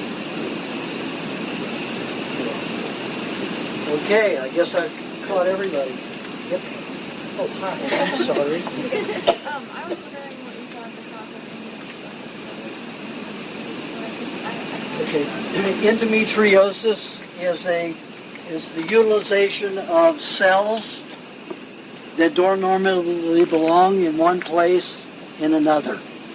It happens in everybody because we don't have enough protein in the diet in a form that can be utilized. So everybody has endometriosis. It's only used endometriosis relating with ovarian cells. So if you have ovarian cells that are utilized somewhere else in the body, that's the general medical term. Would you do me a favor and lift that and close it completely? Thank you. The cells when a woman has her period and she goes into cramps. Those cells that are ovarian cells that are not in the ovary will go into the cramping also. And that causes severe pain outside of the ovarian area, depending upon where. I knew one woman that had ovary cells in her brain. Every time she went into her period, she had a spot in her brain that gave her cramping. Another woman who had it in her elbow. She was a tennis player. She was such an avid player that her body was very low on protein and nutrients that started borrowing cells from other areas of her body and putting it in her left elbow. So then when she had her period, her elbow had a period. So endometriosis isn't only related to ovarian, but that's where it's used most commonly because people can identify. They can't tell if you've got an elbow cell in your uterus. No way to tell. If they can tell if the area goes into a spasm on a regular cycle with your menstrual cycle, you have ovarian cells in that area. And your body will borrow cells from any kind of an area and utilize them anywhere in the system. To reverse it, you just have to eat enough meat to replace cells that are localized. Eat enough raw meat so you reproduce cells, so cells will divide, not just regenerate. That's why meat is so necessary. Eggs won't do it. Eggs will help those cells that are already alive become healthier. But if you want to help cells increase, Roger, there you go. If you want to help cellular division speed and increase, you have to eat meats. Pardon? Okay. I didn't mean to skip you. Go ahead. Didn't see me. So a healthy pH in the intestines is an acidic reading. Mm-hmm. So healthy saliva pH? Should always be acid. Should always be acid. And what about? Urine should always be acid. And blood? Fecal matter should always be acid. And blood pH? Blood, mine's 5.5 all the time. So it's acidic. So basically everything's acidic. If you're a carnivore, everything should be acidic. But because we're over-acidic from eating cooked foods and all the pollution, you need to help alkalinize the blood by having some little fruits and vegetable juice to help keep the alkalinization a little higher. Also, the Terramin clay helps that because it will help bind and rob, and the cheese helps bind and hold on to the acidic caustic metals that cause all the problems and helps discharge them through the body. So if you have an alkaline pH, saliva pH, does that mean then basically that means you have poor digestion? It means that rather than you're getting too many vegetables or drinking too much vegetable juice? Absolutely. Or you have diabetes. Okay. And the pancreas is not working. That'll cause an over-alkalinity. So a lot of nutritionists that talk about having an alkaline pH are completely sort of on the wrong side of the Those are the ones that are out in La La Land are trying to be vegetarians. Or that think that you alkalinize everything. That came about in the late, in 1890s with people like Walker and Eli and those people that thought, if we eat fruits, we get cleaner. So that means alkaline, they just made this correlation that stuck that has no science behind it. So they said alkalinizing the system makes people well because if you eat vegetable juice, you eat fruits, you get healthy. That's the whole entire correlation. Okay. So if you have an alkaline pH, you're saying it's due to poor digestion. So how is it? No, I'm saying if you have an alkaline pH, in the saliva, you will have poor digestion. Oh, okay. Okay, so where's the alkaline reading coming from? If it's a saliva pH alkaline reading, where's the alkalinization coming from? If it's not coming from high content use of vegetables, how is the pH going alkaline? What's making it going? You've eaten a lot of alkalinizing minerals that are over on the alkalinizing side in your lifetime. A lot of vegetarians will for a very long time have a alkaline pH. I've seen them up to, Alonzo had a alkalinizing pH for 12 years. She had been a vegetarian for 15 years. And she still doesn't digest well because she keeps eating too much fruit. You know, she still keeps too alkaline. She's hyperactive. She cannot concentrate for more than 15, 20 minutes. But like me, she was so sick that when you feel the charge and all the excitement, it feels like health compared to death. So she still embraces all of that hyper-manic feeling and activity. I gave it up because it didn't make me think clearly. And also I was a fanatic, you know. So I gave up that high fruit, high alkaline diet because I didn't want to behave that way. She still embraces it. She can't sit still for more than 20 minutes. She can't read for more than a page.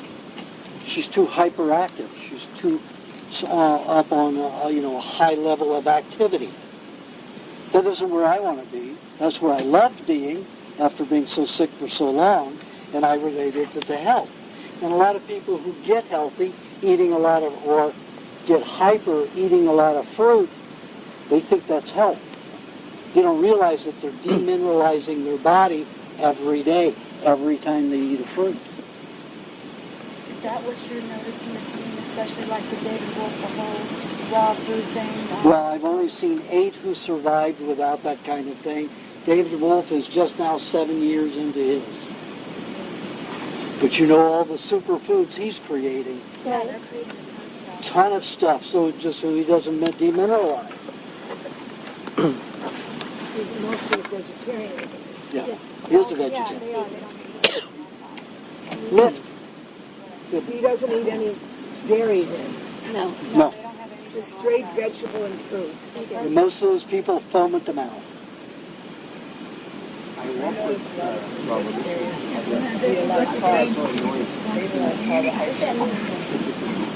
Literally, they foam at the mouth. I was at, when my book first came out in 97, I went to a health convention in San Diego.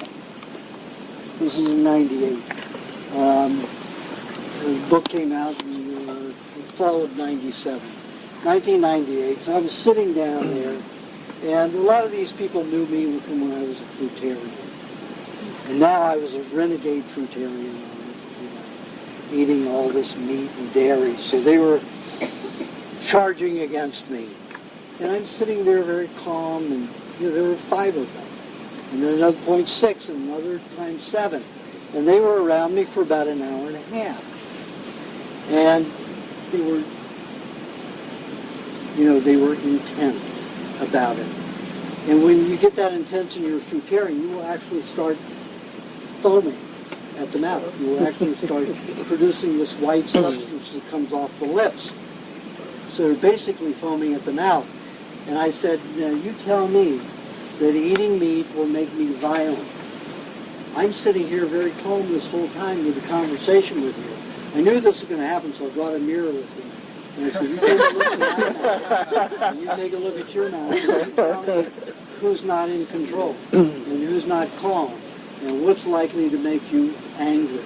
I've been there. Fruit made me very high-strung and easy to anger. Meat makes me calm and relaxed. And then they stood there all dumbfounded and walked away, and I never heard from them again. That was 7 years ago. And David Wolf had just joined them. Yes? Just the word of what side of the picture. I mean, 20 years from I don't follow that now. Well, like you say, I've only met 8 people who do it well. One man did it for 47 years, and then his spine started deteriorating. And guess what diet he went on? At 50, no, at 60, how old was he? 62, 64 years old? Well, my birthday is 72, and I'm going to be 30 on my next birthday. Congratulations. But it doesn't happen for many people. Most people demineralize on a fruitarian diet. There are individual differences and individual variabilities, and with your history, I'm surprised that you've got a lot of things. And I get along. Thank you. Yeah. But out of all the fruitarians that I knew, and vegetarians, and instinctos, 98% attrition rate, because they couldn't hold on to it because they demineralized their system. Attrition means they weren't able to stick with the diet. I was a vegetarian for 7 months. I wanted to be a vegetarian. It's so easy and convenient and cheap and quick. And, I mean, I just thought grabbing a banana would be the ideal way, you know. But no, when I came to Aajonus, I was 92 pounds, and I couldn't do it. I don't know how anybody could. I tried it. It didn't work for me at all. And another thing, when I was a fruitarian, I mean, if the temperature dropped below 50 degrees, I was paralyzed in pain. You know? So it's very simple. Now I can go out in the snow and roll in the snow, jump into a freezing lake. You know, I can enjoy this reality a lot easier. And also, when I eat a lot of fruit, the bugs get me. If I'm in Thailand, I'd stay away from fruit unless it's unripe. Bugs don't touch me. I eat one slice of watermelon, I will have 5 insect bites that night. All these people eat a lot of fruit. They're easily consumed by insects. Yeah. You'd think it'd be the other way because I thought that bugs ate meat. No, they like sweet. The insects like sweet blood. It helps their larvae grow fast. The mosquitoes don't eat for themselves. They don't eat our blood for themselves. They take it back to the larvae, and that's what the larvae feed on. And they grow fast with high sugar rate. Also makes them crazier insects. Like bees eating all that sugar. Thank God they put the insulin-like substance in it, you know, before they eat too much. But while they're traveling, they eat the honey undigested sometimes. Pardon? The nectar. They'll swallow it and process so much of it so fast they can't build enough insulin quickly enough. So you get very hyper. And if they're fed syrup on their hive as well, then you've got some really crazy bees. They put syrup from a regular... Yeah, they want to sell all the honey, so they feed them cheap syrup, which is a byproduct of manufacture. That's cooked honey. Not cooked honey, syrup. Oh, I know, but I mean the ones that come in the containers in the market. Not the honey we get.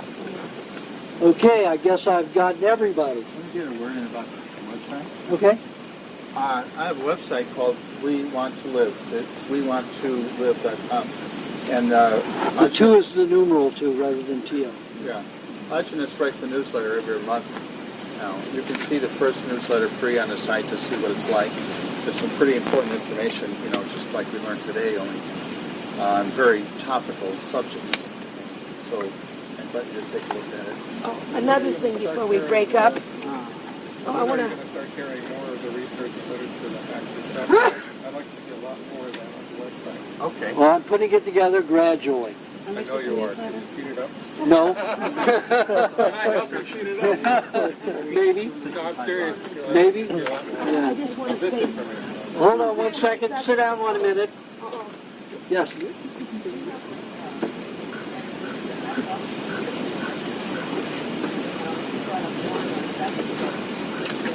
She's not an MD. She was a neuroscientist. She was responsible for cataloging all the chemicals of the brain and nervous system, Columbia University. So she was a doctor, but not an MD. But probably there are about 40 MDs on this diet. 40. All over the world. many you put on? I can't give out that information. Well, I mean, In case you want to visit the doctors I under can't even do that. They will be ostracized. but if you go there, you're on it. You look at people. A lot of your movie stars are the same way. They don't want anybody to know they're on the diet. The only one that I know, well, two that I know, were Mel Gibson and Christina Alt. They were the only ones that advertised that they ate raw meat. No. Carol. Yes, Carol. Are they still on it? They both eat, yeah. They're still on it. Mel Oh, Gibson Well, said Mel he was on Gibson, a drunk. he got off and got drunk again, so Yeah. now he's back on the raw meat again. Has to wait till he gets busted. Can I just say quickly my thing before I... No, just go ahead.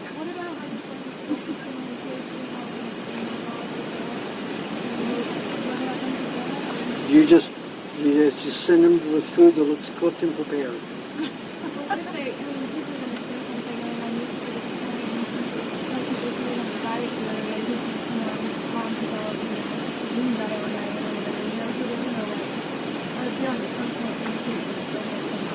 It's okay. I wouldn't worry about it.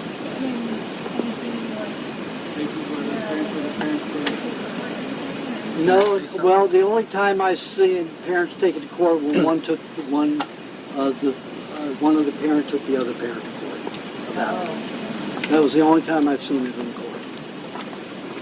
I want to mention a question. Okay, just hold it. Go ahead. Okay, quick question. You're talking about cellular division, and this is the only thing that's known as that. That increases it. Okay, increases. Now, what about raw blood? In the event you had the ability to use an animal and drink the blood, or milk straight from the animal? Straight, yes. As long as milk is unrefrigerated and straight from the animal and you drink it, the the growth hormone factors are not altered. I asked some people. Blood, once it's refrigerated, does the same thing. It loses its... Right from the animal. And then that Well, you could have the milk and the blood together mixed and sitting for days and it would still be active as long as you don't refrigerate it. Or the temperature doesn't fall and drop it below about 70 degrees. And that can function as a substitute for black milk. Yes. It obviously doesn't work all that well for very long because the Maasai don't like doing it. They do it 3 months a year when the calves are suckling from the cows, so they don't have enough milk. So what they do is they bleed a bull, and they mix half blood and half milk. But as soon as the calves are not suckling anymore, they stop eating the blood and go right back to the milk. Where everybody leaves. Hold on. I'll let you. Don't worry. Don't panic. Nobody's going to leave. I got them all chained. Go ahead. You suggest leaving milk out for 5 hours? I leave mine out for 24 hours. So that's what's is the issue the fermentation or the temperature that you're talking about? Okay, if you drink cold milk, it contracts the stomach. You don't secrete hydrochloric acid. The milk moves into the duodenum, and casein and lactase will get into the blood undigested. Regardless of how fermented? No. If it's already pre-digested, that's fine. Then it's okay. So you can take your pre-digested milk and put it in the refrigerator. That's fine. And also, like Dr. Weston Price, he was talking, I read his book, and he actually was healing people partly with sprouted grains and whatnot. Do you ever suggest eating like healthy grains, sprouted or otherwise? Price was not an experimenter. He was an extrapolator and an exaggerator. He was not a scientist, and he did not experiment. Pottinger was an experimenter. Powell were experimenters. Price was a theorist, a researcher and theorist. He didn't do any controlled experiments. He had a belief because a lot of people told him sprouting will heal. It has not proved to do so. What was the name that died in the fire? Yeah. Is that what you're talking about? What's that stuff that you made? Rejuvelat. Yeah.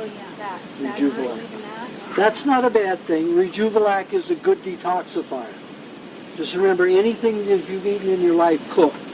If you eat it fermented and bad with alcohol, it's going to help clean out, it's going to deliver bacteria and alcohols that are specific to breaking down the products that you've eaten cooked. Because when you eat something cooked, you've broken down all of the bacteria that naturally clean it out of your system when the body's finished with it. Then the waste can be removed naturally. That's what happens. When you eat it cooked, you've destroyed all of those natural abilities to break down those substances and eliminate them. So if you want to detoxify those substances, you ferment. You've eaten breads all of your life. Make Rejuvelac. Drink it. But it will detoxify you, not heal you. There's a difference between detoxification and healing. Healing means you are regenerating cells and getting healthier. Detoxification is the elimination of toxins from the body. Rejuvelac helps detoxification, not regeneration. Not directly regeneration. If you regenerate, will you naturally detoxify? No. Well, on this diet, yes. They both will occur simultaneously. Okay. Sometimes if you're on a poor diet or a poor low protein diet, low mineral diet, your body will detoxify at all times and heal less. Because you don't have the proteins and the fats to create the growth hormones to help cellular division. The crows want what's left over there. We're up to screaming my ravens. Oh, the yellow jackets love it. Okay, Kathy's going to give an announcement. Please, I need your attention because if we want to get to this issue of the chemtrails, we need 50,000 signatures. That means quite a bit. We're at 378 now. I did each week, about 3 weeks, and Wednesdays and Saturdays. I was in the Santa Monica Farmers Market, but unfortunately I didn't get the people interest enough to get this petition. I have these petitions. You go online, you put your name on it, sign in, and also I have for the film when it's going to be playing at the Music Hall. It's opening October 6th. Aaron Russo, America from Freedom to Fascism. He is appearing in the film.